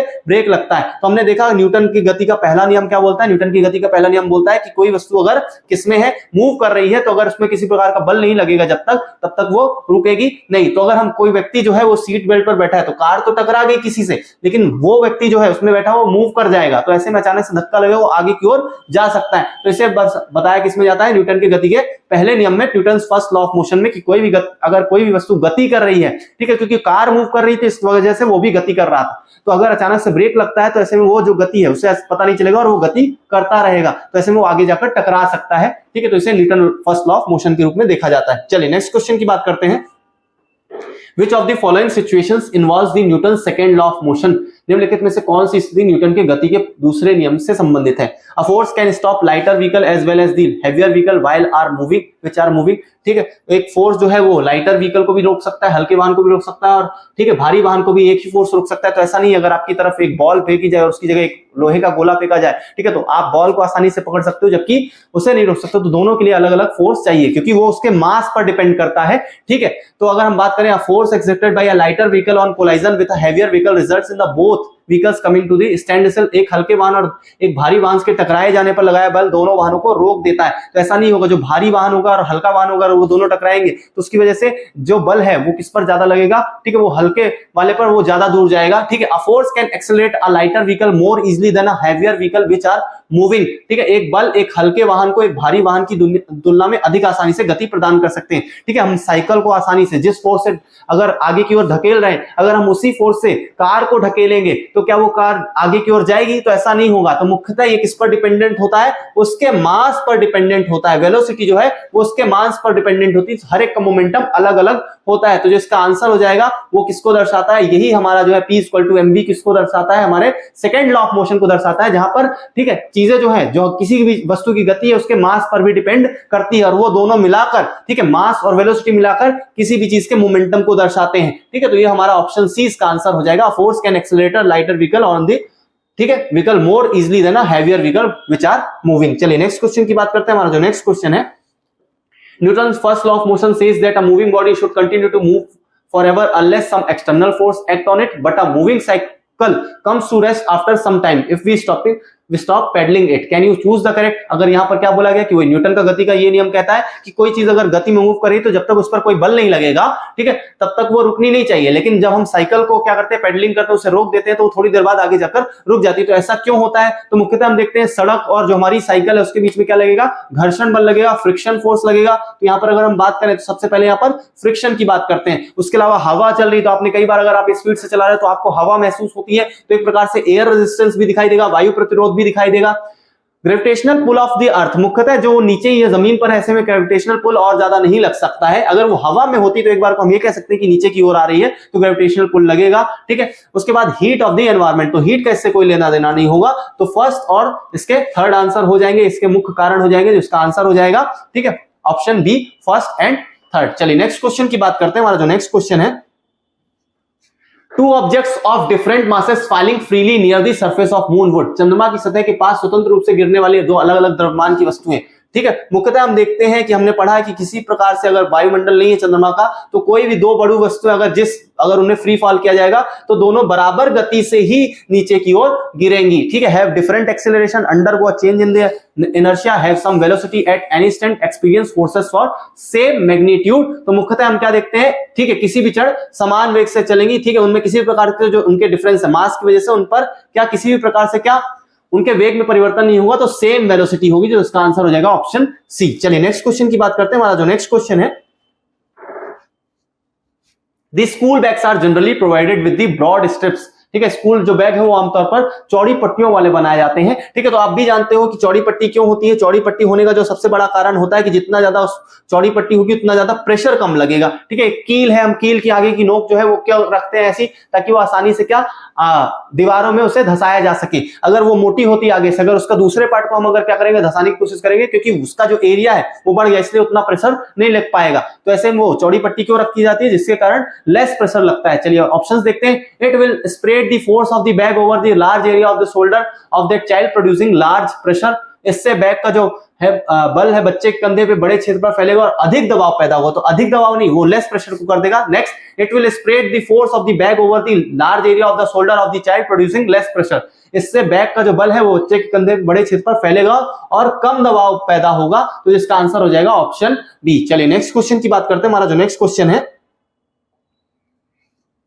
choose the correct unit for the relative density among the following, किसी भी चीज के बीच में अगर हम रिलेशन को बात करते हैं, जब भी रिलेटिव बात आएगी किसी जगह पर भी, ठीक है, ना ही डेंसिटी ना ही किसी चीज में अगर बात कर रहे हैं, किसी भी चीज की रिलेटिविटी की बात करें तो रिलेटिविटी में जो उसकी कोई भी यूनिट नहीं होती। तो यहां पर अगर हम बात करें तो यूनिट लेस होता है, ठीक है। यहां पर ठीक है, ये थोड़ा सा क्या होगा, जो ट्रांसलेशन है वो थोड़ा सा गलत आ रहा है, ठीक है। तो क्या होगा, हमारा यूनिट लेस होता है, तो जिसका आंसर हो जाएगा ऑप्शन बी। चलिए नेक्स्ट क्वेश्चन की बात करते हैं। नेक्स्ट जो हमारा क्वेश्चन है, The earth and the moon are attracted to each other by gravitational force. The earth attracts the moon with a force that is, पृथ्वी और चंद्रमा एक दूसरे के प्रति गुरुत्वाकर्षण बल द्वारा आकर्षित होते हैं। पृथ्वी चंद्रमा को एक ऐसे बल से आकर्षित करती है जो more than that exerted by the moon, चंद्रमा द्वारा लगाए बल से अधिक होता है।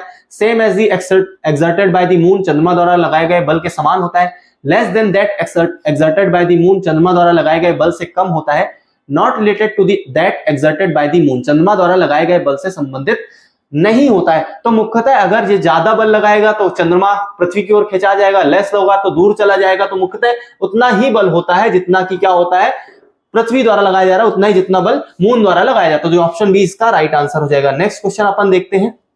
N apple falls from a tree because of the gravitational attraction between the earth and the apple. If F1 is the magnitude of the force exerted by the earth on the apple and F2 is the magnitude of the force exerted by the apple on the earth, then एक जो सेब है पेड़ से पृथ्वी और सेब के बीच की गुरुत्वाकर्षण आकर्षण के कारण गिरता है। यदि F1 पृथ्वी द्वारा सेब पर लगाए गए बल का परिमाण है, ठीक है, F1 जो फोर्स है वो क्या पृथ्वी द्वारा लगाया जा रहा है सेब पर, जबकि जो F2 है वो क्या पृथ्वी पर सेब द्वारा लगाए गए बल का परिमाण है, तो F1 F2 से बहुत अधिक है। F1 जो है वो क्या F2 से अधिक है। F2 is very much greater than F1, F2 F1 से बहुत अधिक है। F1 and F2 are equal, F1 और F2 बराबर है। F1 is only a little greater than F2, F1 F2 से थोड़ा ही अधिक है। तो मुख्यतः अगर हम यहां पर बात करेंगे तो इसका जो आंसर हो जाएगा, दोनों ही बराबर स्थिति पे आ जाएंगे, तो इसका आंसर हो जाएगा ऑप्शन सी। चलिए नेक्स्ट क्वेश्चन की बात करते हैं। नेक्स्ट हमारा जो क्वेश्चन है,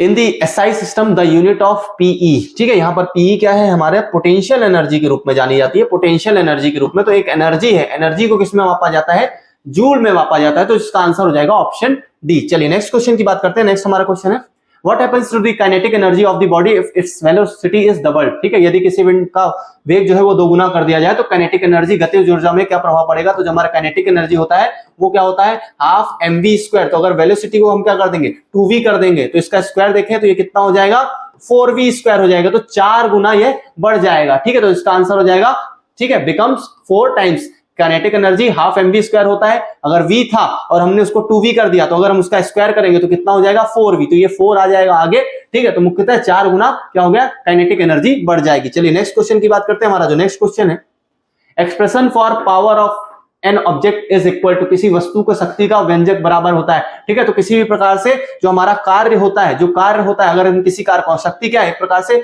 कोई भी कार्य है, ठीक है, हम उससे जितना तेजी से कर रहे हैं, ठीक है, टाइम कम लेके, तो उसे हम क्या बोल देते हैं पावर बोल देते हैं। तो यहां पर जो आंसर हो जाएगा ऑप्शन सी। ठीक है,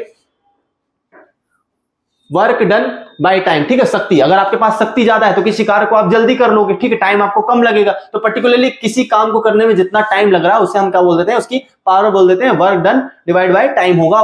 ठीक है, option C is the right answer. चलिए नेक्स्ट क्वेश्चन की बात करते हैं। नेक्स्ट हमारा क्वेश्चन है in winters rubbing of hands together for some time causes an sensation of warmth mainly because of. ठीक है, सर्दियों में जब हम अपने हाथों को आपस में रगड़ते हैं तो मुख्यतः इसकी वजह से क्या होता है वही हमारे हाथों के बीच में घर्षण बल लगता है जिसकी वजह से हीट आती है। ठीक है, तो जिसका आंसर हो जाएगा पहला स्टेटमेंट यहां पर दिया हुआ है, घर्षण बल के कारण जो उत्पन्न गर्मी है हीट उत्पन्न होती है, option A is the right answer. चलिए नेक्स्ट क्वेश्चन की बात करते हैं। हमारा नेक्स्ट क्वेश्चन है the value of 1 kilowatt hour is, 1 kilowatt घंटे का मान कितना होता है। ठीक है, अगर हम 1 किलोवाट आवर की बात करें, ठीक है, तो अगर हम इसे कन्वर्ट करें जूल में तो हमें किलोवाट को कन्वर्ट करना पड़ेगा पहले वाट में, ठीक है, और आवर को कन्वर्ट करना पड़ेगा किसमें, ठीक है, सेकंड में। तो वहां पर हमें आ जाएगा जो हमारा वाट सेकंड होता है वो 1 जूल के बराबर होता है। ठीक है, 1 वाट सेकंड 1 जूल के बराबर होता है। तो हम यहाँ पर देखें किलोवाट के लिए अपन लिख रहे हैं 1000 वाट हो जाएगा, जबकि आवर को कन्वर्ट करेंगे तो आवर में कितना हो जाएगा 60 इंटू 60, तो ये हो जाएगा हमारा कितना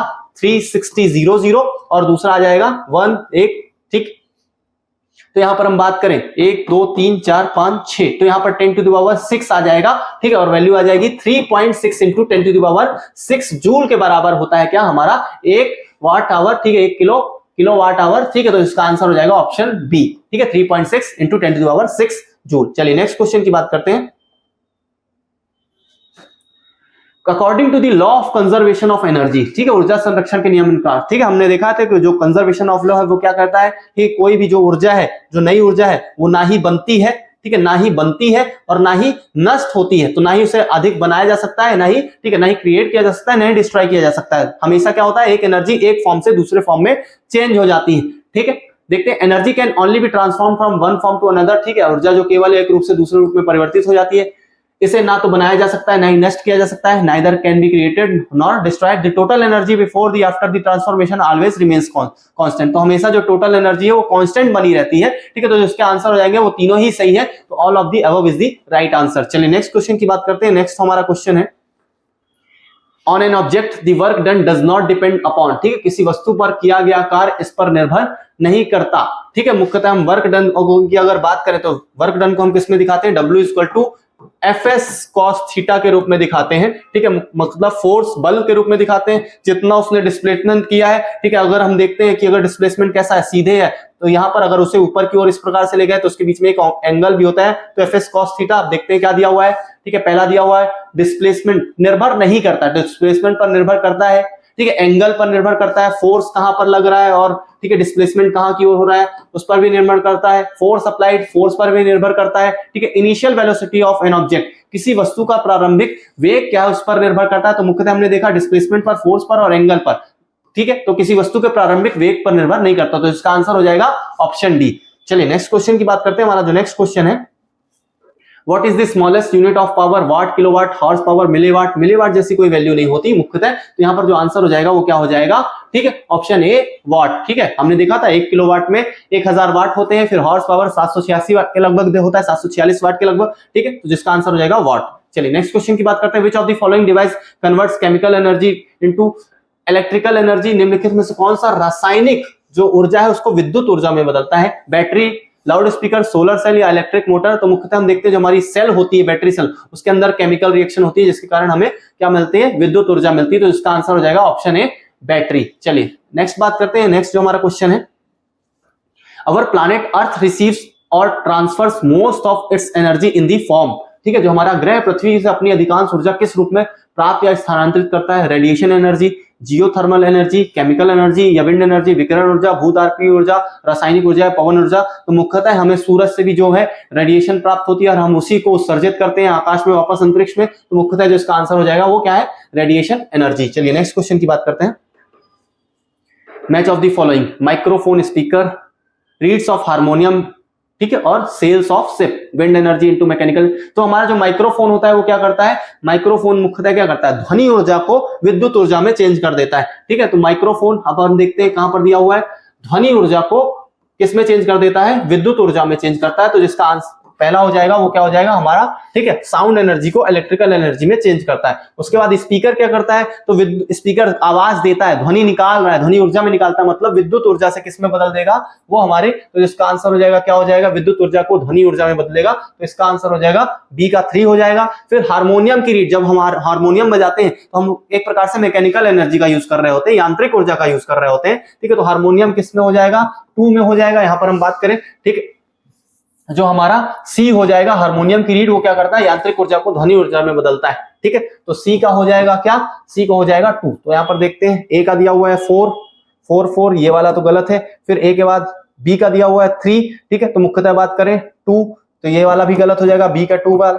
ठीक। उसके बाद हम बात करें 3 3 दोनों दिए हुए हैं। सी का दिया हुआ है 2, सी का यहाँ पर 1 दिया हुआ है, तो ये गलत हो जाएगा, सी का 2। तो ये ऑप्शन हो जाएगा और डी, सीधा सीधा आंसर। चलिए नेक्स्ट क्वेश्चन की बात करते हैं। हमारा जो नेक्स्ट क्वेश्चन है, निम्नलिखित माध्यम है उनमें ध्वनि की गति के बढ़ते क्रम में व्यवस्थित करें। ध्वनि की गति किसमें ज्यादा होगी, उसको असेंडिंग ऑर्डर में लगाना है, ठीक है। पानी, स्टील, नाइट्रोजन। नाइट्रोजन हमारी गैस हो गई, गैस में ध्वनि की गति सबसे धीमी होगी, ठीक है। तो हमारा नाइट्रोजन सबसे, फिर बढ़ते क्रम में देखें उसके बाद सबसे ज्यादा पानी में होगी, ठीक है, तो वाटर आ जाएगा। और उसके बाद बात करें, ठीक है, सॉलिड में सबसे ज्यादा होती है तो स्टील हो जाएगा, ठीक है। हमने देखा नाइट्रोजन किस नंबर पर, 3, फिर उसके बाद पानी, और फिर उसके बाद हम बात करते हैं क्या, स्टील, तो 3 1 2, ठीक है। इसका जो आंसर हो जाएगा option T, option C, 3 1 2 is the right answer. सबसे कम जो होगी नाइट्रोजन में होगी, उसके बाद पानी में होगी, फिर उसके बाद स्टील में होगी, ठीक है। पानी नाइट्रोजन में सबसे कम होगी, उसके बाद ज्यादा किस में होगी, वाटर में, और फिर थर्ड स्टील में। चलिए नेक्स्ट क्वेश्चन की बात करते हैं। What is the minimum distance between 2 crust called, ठीक है, 2 शिखरों के बीच में न्यूनतम, ठीक। तो हमारी जो तरंगे होती है, हमारी जो वेव्स होती हैं, वेव्स जो होती हैं वो किस प्रकार से, इस प्रकार से चलती हैं, ठीक है। तो इसमें जो इनके बीच जो हमारे क्रस्ट होते हैं, जो हमारे क्रस्ट, और इन्हें श्रृंग बोला जाता है, ट्रफ बोला जाता है। तो इस क्रस्ट के बीच के डिस्टेंस को क्या बोला जाता है, तो मुख्यतः इसे एम्पलीट्यूड बोलते हैं, जबकि इसके बीच की दूरी को हम क्या बोलते हैं, लैम्डा, जिसे हम दिखाते हैं, वो हमारी वेव लेंथ होती है, तरंग दैर्घ्य होती है। तो इसका आंसर हो जाएगा ऑप्शन ए, वेव लेंथ। चलिए नेक्स्ट क्वेश्चन की बात करते हैं। हमारा जो नेक्स्ट क्वेश्चन है, what types of waves are sound waves, ध्वनि तरंगे किस प्रकार की तरंगे हैं, latitudinal waves, longitudinal waves, latitudinal mechanical waves, none of the above, ठीक है। अक्षांशीय तरंगे, अनुदैर्घ्य तरंगे, अक्षांशीय यांत्रिक तरंगे, या उपरोक्त में से कोई नहीं। तो मुख्यतः हम देखते हैं किस प्रकार की तरंगे, अनुदैर्घ्य तरंगे होती है, लॉन्गिट्यूडिनल वेव्स होती है। चलिए नेक्स्ट क्वेश्चन की बात करते हैं। हमारा जो नेक्स्ट क्वेश्चन है, which of the following is are not applications of ultrasonic waves, ठीक है। निम्नलिखित में से कौन सी अल्ट्रासोनिक तरंगों का अनुप्रयोग नहीं है, for measuring the depth of sea, समुद्र की गहराई मापने के लिए इनका उपयोग किया जाता है, ठीक है। उसके बाद हम बात करें इन स्टरलाइजिंग ऑफ अ लिक्विड, ठीक है, किसी तरल पदार्थ से जीवाणु रहित को हटाने के लिए करने में इनका प्रयोग किया जाता है। अल्ट्रासोनोग्राफी में इसका प्रयोग किया जाता है। इन स्टरलाइजिंग अ नीडल, ठीक है, सुई की जीवाणु रहित करने में किया जाता है। तो मुख्यतः सुई को जीवाणु रहित करने में, क्योंकि यहां से ये जो है वो पार निकल जाएगी आगे चलकर, तो ये है बस इसी में यूज नहीं हो रहा है, अनुप्रयोग नहीं हो रहा है। तो इसका आंसर हो जाएगा ऑप्शन बी, ओनली डी। चलिए नेक्स्ट क्वेश्चन की बात करते हैं। हमारा नेक्स्ट क्वेश्चन है, what will be the effect of temperature on speed of sound, ध्वनि की गति पर तापमान का क्या प्रभाव। The speed of sound decrease with the decrease of temperature of the medium, the speed of sound decrease with the decrease of temperature of the medium, the speed of sound increase with the decrease of temperature of medium, the speed of sound increase with the increase of temperature of the medium, ठीक है। माध्यम से अगर तापमान में वृद्धि होगी तो ध्वनि की गति कम हो जाएगी, माध्यम के तापमान में कमी के साथ ध्वनि की गति कम हो जाती है, माध्यम के तापमान में कमी के साथ ध्वनि की गति बढ़ जाती है, और डी, माध्यम के तापमान में वृद्धि के साथ ध्वनि की गति बढ़ जाती है। तो मुख्यतः अगर माध्यम के तापमान में वृद्धि होती है तो ऐसे में ध्वनि की गति बढ़ जाती है, क्योंकि जो उसके मॉलिक्यूल्स रहते हैं वो जिगजैग मोशन में आ जाते हैं, ठीक है। चलिए तो इसका आंसर हो जाएगा ऑप्शन डी। चलिए नेक्स्ट क्वेश्चन की बात करते हैं। हमारा जो नेक्स्ट क्वेश्चन है, what is the unit of loudness, ध्वनि की इकाई के रूप में देखते हैं, बेल, फोन, डेसिबल, ठीक है, तो बेल डेसिबल दोनों यूज होते हैं, तो इसका आंसर हो जाएगा ऑप्शन डी, उपरोक्त सभी इसके आंसर हो जाएंगे ऑल ऑफ दी अबव। चलिए नेक्स्ट क्वेश्चन की बात करते हैं, हमारा नेक्स्ट क्वेश्चन है Which of the following statement is or are correct about longitudinal mechanical waves, ठीक है, अनुदैर्ध्य यांत्रिक तरंगों के बारे में निम्नलिखित में से कौन सा कथन सही है। अनुदैर्ध्य यांत्रिक तरंगें जो 20 हर्ट्ज से 20,000 हर्ट्ज की आवृत्ति रेंज में होती है उन्हें श्रव्य या ध्वनि तरंग के रूप में जाना जाता है, तो बिल्कुल उन्हें श्रव्य या ध्वनि तरंग जो कि 20 से या 20,000 हर्ट्ज के बीच में होती हैं, ठीक है। 20 हर्ट्ज से कम आवृत्तियों वाली अनुदैर्ध्य तरंग यांत्रिक तरंगों को इंफ्रासोनिक बोला जाता है, ठीक है। 20 हर्ट्ज से जो हमारी, ठीक है, ऐसी लॉन्गिट्यूडनल मैकेनिकल वेव्स जिनकी फ्रीक्वेंसी लेस देन होती है किससे, 20 हर्ट्ज से, उन्हें इंफ्रासोनिक बोला जाता है। ये भी स्टेटमेंट सही है, ठीक है, ए और बी दोनों ही सही है। The longitudinal mechanical waves having frequencies greater than 20,000 hertz are called ultrasonic, तो जो 20,000 हर्ट्ज से अधिक आवृत्ति वाली होती है उन्हें अल्ट्रासोनिक कहा जाता है, ठीक है। तीनों ही सही है, तो इसका आंसर हो जाएगा option D, all of the above are correct. चलिए नेक्स्ट क्वेश्चन की बात करते हैं, हमारा नेक्स्ट क्वेश्चन है due to which the phenomena sound is heard at longer distance in nights than in day, किस घटना के कारण रात में ध्वनि दिन की अपेक्षा अधिक दूरी पर सुनाई जाती है। Reflection, refraction, interference of sound या डिफ्रेक्शन ऑफ साउंड, परावर्तन, अपवर्तन, ध्वनि का व्यक्तीकरण या ध्वनि का विवर्तन। तो मुख्यतः जो शाम को अगर हम देखें तो यहाँ से कोई व्यक्ति बोलता है, ठीक है, तो मुख्यतः रिफ्रैक्शन के कारण जो होता है उसकी जो दूरी है वो ज्यादा अधिक हो जाती है, तो ये जो इसका आंसर हो जाएगा क्या हो जाएगा, ऑप्शन बी हो जाएगा रिफ्रैक्शन। चलिए नेक्स्ट क्वेश्चन की बात करते हैं, हमारा जो नेक्स्ट क्वेश्चन है name the characteristic of the sound which distinguish a sharp sound from a grave और डल साउंड, ध्वनि की विशेषता बताइए जो तीव्र ध्वनि की गंभीर या धीमी, मतलब कोई मोटी आवाज है और या फिर पतली आवाज है, उसमें किसके कारण अंतर होता है, तीव्रता, प्रतिध्वनि, पिच, या प्रतिध्वनि के रूप में देखते हैं इंटेंसिटी, इको, पिच या रेजोनेंस, तो इसे पिच के रूप में जाना जाता है, तो इसका आंसर हो जाएगा ऑप्शन सी, पिच। ये दिखाता है कि कोई आवाज पतली है या मोटी है, ठीक है, तो शार्प है या फिर ग्रेव है या डल है, ठीक है, pitch is the right answer. चलिए नेक्स्ट क्वेश्चन की बात करते हैं, हमारा जो नेक्स्ट क्वेश्चन है the antiviral protein is known as, ठीक है, एंटीवायरल प्रोटीन को इस नाम से जाना जाता है, ठीक है। एंटीबॉडीज, इंटरफेरॉन, एंटीबायोटिक्स या virus protein, antibodies, interferon, antibiotics या वायरस प्रोटीन के नाम से आया था। जो हमारी एंटीवायरल प्रोटीन होते हैं उन्हें मुख्य रूप से इंटरफेरॉन के रूप में जाना जाता है, इसका आंसर हो जाएगा ऑप्शन बी, इंटरफेरॉन, ठीक है। चलिए नेक्स्ट क्वेश्चन की बात करते हैं, what is the other name of rabies, rabies का दूसरा नाम क्या है, कीमोफोबिया, हर्पेटोफोबिया, ओपिडियोफोबिया या फिर हाइड्रोफोबिया। तो मुख्यतः जो हमारे कैट या कुत्ते या जानवरों के कुछ ऐसे काटने से क्या होती है, बीमारी होती है, रेबीज होती है, मुख्यतः उसमें जल से, ठीक है, पानी से डर लगने लग जाता है, तो इसको अन्य नाम है वो हाइड्रोफोबिया के नाम से भी जाना जाता है। चलिए नेक्स्ट क्वेश्चन की बात करते हैं, नेक्स्ट हमारा क्वेश्चन है childrens are vaccinated against polio because, बच्चों को पोलियो के खिलाफ टीका लगाया जाता है, टीकाकरण पोलियो पैदा करने वाले रोगाणुओं को मारता है, ठीक है। Vaccination kills polio causing microbes, prevents the entry of the polio causing organism, polio पैदा करने वाले जीवों को प्रवेश को रोकता है। It creates immunity against virus, ये वायरस के खिलाफ प्रतिरक्षा बनाता है, ठीक है। तो तीनों स्टेटमेंट हमारे सही है, तो इसका आंसर हो जाएगा वो क्या हो जाएगा, हमारा ऑप्शन डी हो जाएगा, उपरोक्त सभी, ऑल ऑफ दी अबव। चलिए नेक्स्ट क्वेश्चन की बात करते हैं, हमारा जो नेक्स्ट क्वेश्चन है Which of the following is a mismatch, ठीक है, निम्नलिखित में से कौन सा मेल नहीं खाता, कुष्ठ रोग, लेप्रेसी, बैक्टीरियल इन्फेक्शन है, ठीक है। यहाँ पर अगर हम बात करें तो बिल्कुल ये जो हो जाएगा जीवाणु संक्रमण से होता है। एड्स, बैक्टीरियल इन्फेक्शन, एड्स किससे होता है, एचआईवी वायरस से होता है, ठीक है। तो सीधा सीधा अगर हम यहाँ पर बात करें तो वायरस से होता है, यहाँ पर लिखा हुआ है जीवाणु, बैक्टीरियल इन्फेक्शन, तो हमारा इनकरेक्ट हो जाएगा। मलेरिया, प्रोटोजोआ से होता है, ठीक है। कॉमन कोल्ड, वायरल इन्फेक्शन है, ठीक है। तो मुख्यतः यहाँ पर अगर हम आंसर देखें तो क्या हो जाएगा, एड्स जो है वो किससे होता है, वायरस से होता है, तो यहाँ पर ये जो स्टेटमेंट है वो जो मिसमैच हो रहा है वो कौन सा है, सेकंड। चलिए नेक्स्ट की बात करते हैं, नेक्स्ट जो हमारा क्वेश्चन है Which bacteria is responsible for causing typhoid, typhoid के लिए कौन सा बैक्टीरिया जिम्मेदार होता है, ठीक है। साल्मोनेला टाइफी, इकोलाई, कोकस या बेसिली, तो मुख्यतः हम इसे साल्मोनेला टाइफी के नाम से जानते हैं, option A is the right answer. चलिए नेक्स्ट क्वेश्चन की बात करते हैं, हमारा जो नेक्स्ट क्वेश्चन है The disease which are present since birth and are due to some genetic disorder is called, वह रोग जो जन्म से ही मौजूद होता है वह किस आनुवंशिक विकार में जाना जाता है, ठीक है। जन्मजात, संक्रामक, ठीक है, गैर संक्रामक या दीर्घकालिक, तो मुख्यतः इसे जन्मजात रोग के रूप में ही जाना जाता है, इस ऑप्शन इज दी, ठीक है, कंजेनाइटल डिजीज के रूप में जाना जाता है। चलिए नेक्स्ट क्वेश्चन की बात करते हैं, हमारा जो नेक्स्ट क्वेश्चन है डायरिया, कॉलरा, टाइफाइड और disease have one thing is common, that is diarrhoea, हैजा, टाइफाइड जो बीमारियां वो किनसे होती है, बैक्टीरिया से, दूषित भोजन और पानी से फैलती हैं, एंटीबायोटिक दवाओं से ठीक हो जाती हैं, ऑल ऑफ दी अबव, तो मुख्यतः ये बैक्टीरिया के कारण होता है, ठीक है। दूषित भोजन और पानी द्वारा फैलता है बैक्टीरिया जो उसमें पाए जाते हैं, और एंटीबायोटिक दवाओं से ठीक हो जाता है, तो इसका जो आंसर हो जाएगा all of the above is the right answer. चलिए नेक्स्ट क्वेश्चन की बात करते हैं, हमारा नेक्स्ट क्वेश्चन है Which of the following statement is correct regarding vaccination? टीका के बारे में, ठीक है। It develops resistance against the pathogen attack. It kills pathogen causing disease. It blocks the food supplied to pathogens. It does not allow pathogens to multiply in host. तो मुख्यतः अगर हम बात करें, ये रोगजनक हमले के खिलाफ प्रतिरोध विकसित करते हैं, हमारी बॉडी में क्या बनाते हैं, पैथोजन अटैक होता है उसके प्रति रेजिस्टेंस डेवलप करते हैं, जो इसका आंसर हो जाएगा ऑप्शन ए। चलिए नेक्स्ट क्वेश्चन की बात करते हैं। हमारा जो नेक्स्ट क्वेश्चन है, if you live in a overcrowded and poorly ventilated house, it is possible that you have suffer from, ठीक है, यदि आप भीड़ भाड़ वाले खराब हवादार घर में रहते हैं तो संभव है कि आप निम्न में से किस से पीड़ित होंगे? जल जनित रोग, वाटरबॉर्न, एयरबॉर्न, वायुजनित, ठीक है, जन्मजात रोग या यौन संचालित रोग, सेक्सुअली ट्रांसमिटेड डिजीज। तो मुख्यतः यहाँ पर वायु की समस्या है, तो वायु जनित रोगों से ही होंगे, तो एयरबॉर्न डिजीज होंगी। Option B is the right answer. चलिए नेक्स्ट क्वेश्चन की बात करते हैं। An organism which harbours a pathogen and may pass it on to another person to cause a disease known as, एक जीव जो रोगजनक को आश्रय देता है और इसे किसी अन्य व्यक्ति में पहुंचाकर रोग उत्पन्न कर सकता है, उसे क्या कहा जाता है? होस्ट कहते हैं, वेक्टर कहते हैं, पैरासाइट कहते हैं, प्रेडेटर। तो जो भी एक जगह से दूसरे जगह पर उस रोगजनक पदार्थ को ले जा रहा है, आश्रय देता है, वो मुख्यतः क्या कहलाता है? वाहक कहलाता है, वेक्टर कहलाता है, जो इसका आंसर हो जाएगा ऑप्शन डी। चलिए नेक्स्ट क्वेश्चन की बात करते हैं। हमारा जो नेक्स्ट क्वेश्चन है,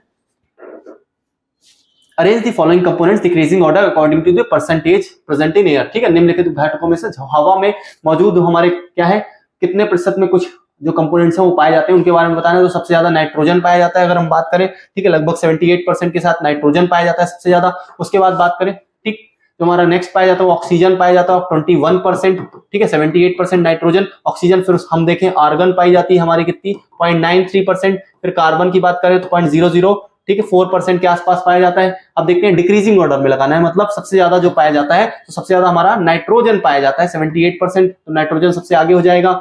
यहाँ पर ऑक्सीजन है, ये हो जाएगा गलत, नाइट्रोजन, ठीक है, 3 अभी ऑप्शन मिल रहे हैं। आगे नाइट्रोजन के बाद ऑक्सीजन मिलता है, यहाँ पर ऑक्सीजन, ठीक है, ये गलत, ये भी गलत, यहाँ पर ऑक्सीजन, ए और डी देखते हैं। फिर आगे ऑर्गन पाया जाता है, ऑर्गन, कार्बन डाइऑक्साइड दिया हुआ है, ऑर्गन और कार्बन डाइऑक्साइड, जिसका आंसर हो जाएगा ऑप्शन ए, ठीक है। नाइट्रोजन 78% के आसपास है, ऑक्सीजन 21% है, आर्गन 0.93% है और कार्बन 0.004% है। चलिए नेक्स्ट क्वेश्चन की बात करते हैं। हमारा जो नेक्स्ट क्वेश्चन है, The term water pollution can be defined in several ways. Which of the following statement does not give the correct definition? जल प्रदूषण शब्द को कई तरीकों से परिभाषित किया जा सकता है, ठीक है, इनमें से कौन सा कथन इसे सही परिभाषित नहीं करता है?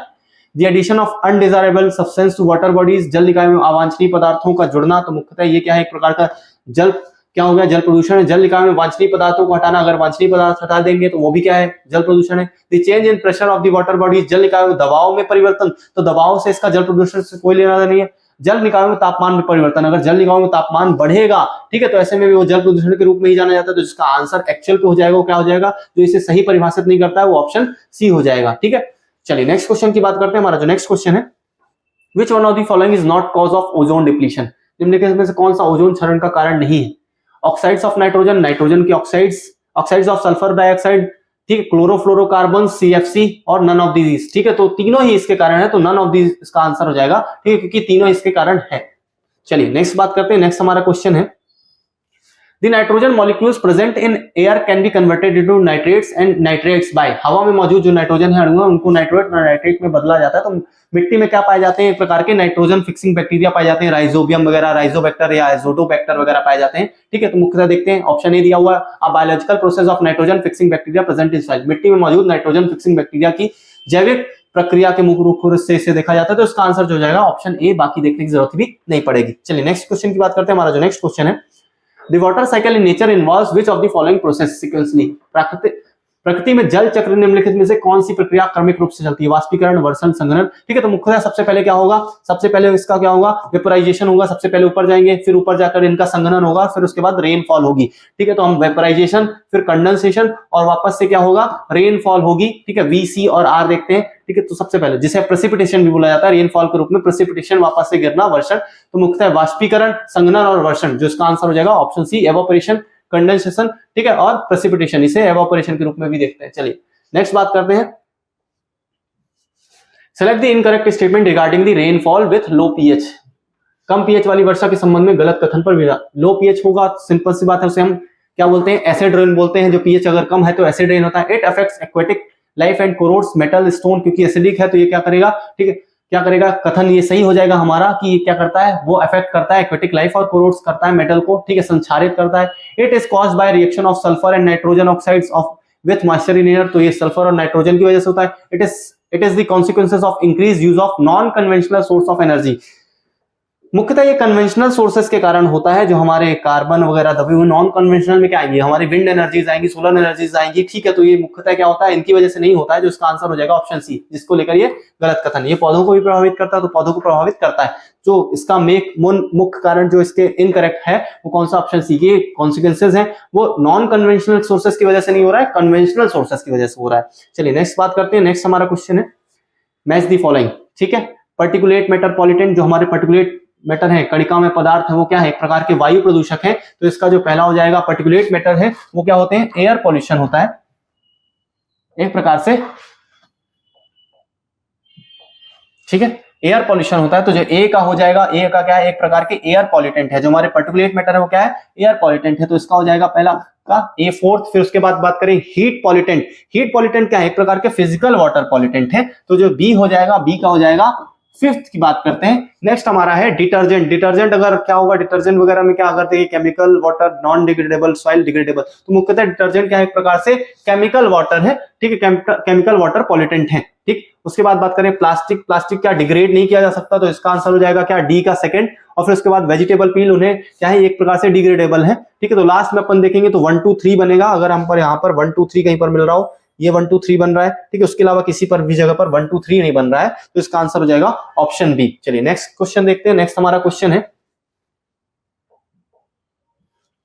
Which of the among following is not a layer of atmosphere, ठीक है। निम्नलिखित में से कौन सी परत वायुमंडल की नहीं है। वायुमंडल में अगर अपन देखें तो सबसे पहले अपन क्या देखते हैं, ठीक है, सबसे ऊपर होता है ट्रोपोस्फेयर। ट्रोपोस्फेयर के बाद अपन स्ट्रेटोस्फेयर देखते हैं, ठीक है, फिर मध्यमंडल मीजोस्फेयर देखते हैं, फिर आयनमंडल आयोनोस्फेयर देखते हैं, और फिर बहिर्मंडल देखते हैं, एक्सोस्फेयर देखते हैं। तो मुख्यतः यहाँ पर ट्रोपोस्फेयर इसका पार्ट है, स्ट्रेटोस्फेयर पार्ट है, मीजोस्फेयर पार्ट है, लिथोस्फेयर स्थल मंडल इसका भाग नहीं। तो इसका आंसर हो जाएगा ऑप्शन सी। चलिए नेक्स्ट क्वेश्चन की बात करते हैं। हमारा जो नेक्स्ट क्वेश्चन है, few characteristics of a type of soil are given below, find the type of soil based on the given characteristics, ठीक है। कोई सॉइल एक दी हुई है, उसके बारे में कुछ विशेषताएं दी हुई है, उसके बेसिस में हमें बताना है कि कौन सी सॉइल होगी। Presence of iron oxide in the soil, form by the erosion of rocks in areas of high temperature, उच्च तापमान वाले क्षेत्रों में। Soil appears red in colour, found in western and eastern Ghat. तो वेस्टर्न और ईस्टर्न घाट में मुख्यतः आपको जो सॉइल मिलेगी वो आपको कैसी मिलती है, ठीक है, लेटराइट के रूप में दिखाई देती है। Soil is not very fertile, मिट्टी बहुत ज्यादा उपजाई नहीं होती। एलुवियल, लेटराइट, रेड सॉइल और ब्लैक सॉइल। तो मुख्यतः किस प्रकार की मिट्टी है, ये लेटराइट सॉइल की बात हो रही है। सबसे ज्यादा जो इसमें सबसे ज्यादा हमें दिखा, ठीक है, वहां पर कैरेक्टरिस्टिक्स अगर आपको थोड़ा बहुत कंफ्यूज भी हो तो वेस्टर्न और ईस्टर्न घाट की अगर हम बात करें तो वहां पर आपको लेटराइट सॉइल दिखाई देती है, ज्यादा बारिश की वजह से और उच्च तापमान। तो यहाँ पर जो उच्च तापमान यूज हुआ है, ठीक है, उसके कारण ये दिखाई देती है। Laterite soil is the right answer. What would be happen if all the oxygen present in environment is converted into ozone, ठीक है, अगर क्या हो जाएगा, अगर सभी ऑक्सीजन जो है ओजोन में बदल जाए।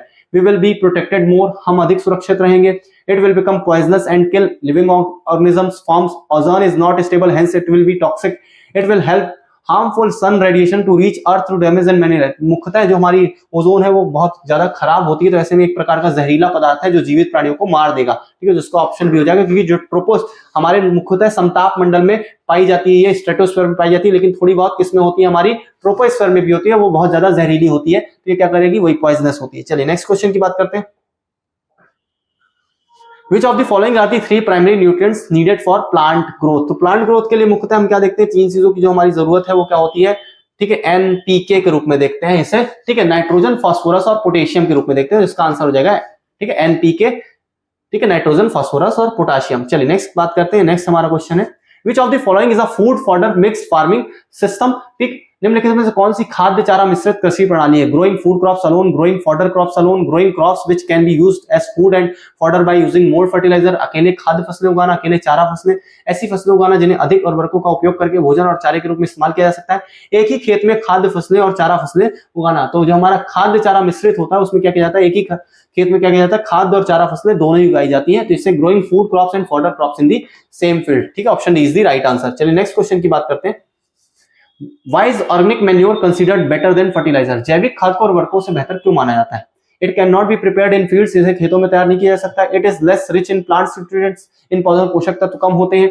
It improves the fertility and texture of the soil, यह मिट्टी की उर्वरता और बनावट को बेहतर बनाता है। यह पानी को रोकने की क्षमता को भी कम करता है। It decrease the water holding, तो मुख्यतः ये क्या करता है, फर्टिलिटी वगैरह को बढ़ाता है, उर्वरता को बढ़ाता है, ठीक है, तो इसका आंसर हो जाएगा ऑप्शन सी। चलिए नेक्स्ट क्वेश्चन की बात करते हैं। हमारा जो नेक्स्ट क्वेश्चन है, which of the following refers to inland fisheries, निम्नलिखित में से कौन अंतर्देशीय मत्स्य पालन को संदर्भित करता है। ठीक है, अंतर्देशीय मतलब इनलैंड फिशरीज है तो मुख्यतः क्या मतलब वो लैंड के अंदर, कोई लैंड का जो पार्ट होगा उस लैंड के पार्ट के हमें अंदर इसे देखेंगे। ठीक है, culturing fish in fresh water, ताजे पानी में मछली पालन। डीप सी फिशर्स, गहरे समुद्र में, तो गहरे समुद्र की बात करें तो समुद्र में तो नहीं होगा। ठीक है, समुद्र तट के मछलियों को फंसाना पकड़ना, मछलियों से तेल निकालना। मुख्यतः जो ताजे पानी, मुख्यतः तालाब वगैरह में या नदियों वगैरह में क्या करना, फिशरी करना। ठीक है, फ्रेश वाटर में रखना। तो इसका आंसर हो जाएगा इनलैंड फिशरीज में ऑप्शन ए। ठीक है, ताजे पानी में मछली पालन। चलिए नेक्स्ट क्वेश्चन की बात करते हैं। Which of the following is an important objective of biotechnology in the field of agriculture? कृषि के क्षेत्र में जैव प्रौद्योगिकी का निम्नलिखित में से कौन सा महत्वपूर्ण उद्देश्य है? To produce disease resistant varieties of plant, पौधों की रोग प्रतिरोधी किस्मों का उत्पादन करना। To increase the nitrogen content, to decrease the seed number, to increase the plant weight। तो मुख्यतः क्या किया जाता है, जेनेटिकली मॉडिफाइड क्या बनाई जाती है, फसलें बनाई जाती है जिससे उसमें रोग प्रतिरोधी किस्म उत्पन्न होती है। ठीक है, डिजीज रेसिस्टेंट, जैसे कीड़े वगैरह लग जाते हैं तो अपन ने बीटी कॉटन वगैरह बनाया। ठीक है, तो वो मेनली किस में आता है, बायोटेक्नोलॉजी में आता है। तो इसका आंसर हो जाएगा ऑप्शन ए। ठीक है, चलिए नेक्स्ट क्वेश्चन की बात करते हैं। नेक्स्ट हमारा क्वेश्चन है, वो is called the father of green revolution. ठीक है, भारत में हरित क्रांति का जनक किसे बोला जाता है? तो मुख्यतः हम जानते हैं एक नाम जो सबसे बड़ा है वो क्या है, स्वामीनाथन को जाना जाता है। तो इसका आंसर हो जाएगा ऑप्शन सी। चलिए नेक्स्ट क्वेश्चन की बात करते हैं। नेक्स्ट क्वेश्चन है, what is the advantage of crop rotation, फसल चक्रण का ठीक है क्या फायदे हैं? तो मुख्यतः getting different kinds of crop, increasing the quality of minerals, increasing the fertility of soil. ठीक है, increasing the quality of protein. तो बार बार अगर हम क्या करते हैं, अलग अलग फसल लगाते हैं, फसल चक्रण करते हैं, तो उससे क्या होता है, जो सॉइल में न्यूट्रिशन है वो बने रहते हैं, इससे फर्टिलिटी बढ़ती है। तो इसका आंसर हो जाएगा option C, increasing the fertility of soil is the profit. चलिए नेक्स्ट देखते हैं, which of these is a macronutrient of a plant, इनमें से कौन सा पौधे का मैक्रोन्यूट्रिएंट है, कॉपर, आयरन, क्लोरीन या मैग्नीशियम? तो मुख्यतः क्या होता है, मैक्रोन्यूट्रिएंट के रूप में मैग्नीशियम जाना जाता है। इसका आंसर हो जाएगा ऑप्शन डी। चलिए नेक्स्ट क्वेश्चन की बात करते हैं, which of the following Indian breed of high milk yielding variety of गाय, गाय की उच्च दूध देने वाली भारतीय नस्ल कौन सी है? जर्सी, ओंगोल, साहिवाल या लाल सिंधी, रेड सिंधी? तो मुख्यतः हम देखते हैं जो सबसे ज्यादा दूध देती है वो कौन सी है, साहिवाल के रूप में आप सभी जानते हैं इसे। Option C is the right answer. चलिए नेक्स्ट क्वेश्चन की बात करते हैं। नेक्स्ट क्वेश्चन है, Which of the following organism is or causes disease in poultry? निम्नलिखित में से कौन सा जीव पोल्ट्री में रोग पैदा करने में होता है? जो हमारे पोल्ट्री फार्म्स वगैरह होता है, bacteria, fungi, virus, all of the above. तो मुख्यतः बैक्टीरिया, कवक, वायरस तीनों की वजह से ये समस्याएं हो सकती है। तो उसका जो आंसर हो जाएगा उपरोक्त सभी, all of the above is the right answer. इसी के साथ हमारे जो ठीक है 100 क्वेश्चन होते हैं वो यहाँ पर होते हैं कंप्लीट। ठीक है, जय हिंद, जय भारत।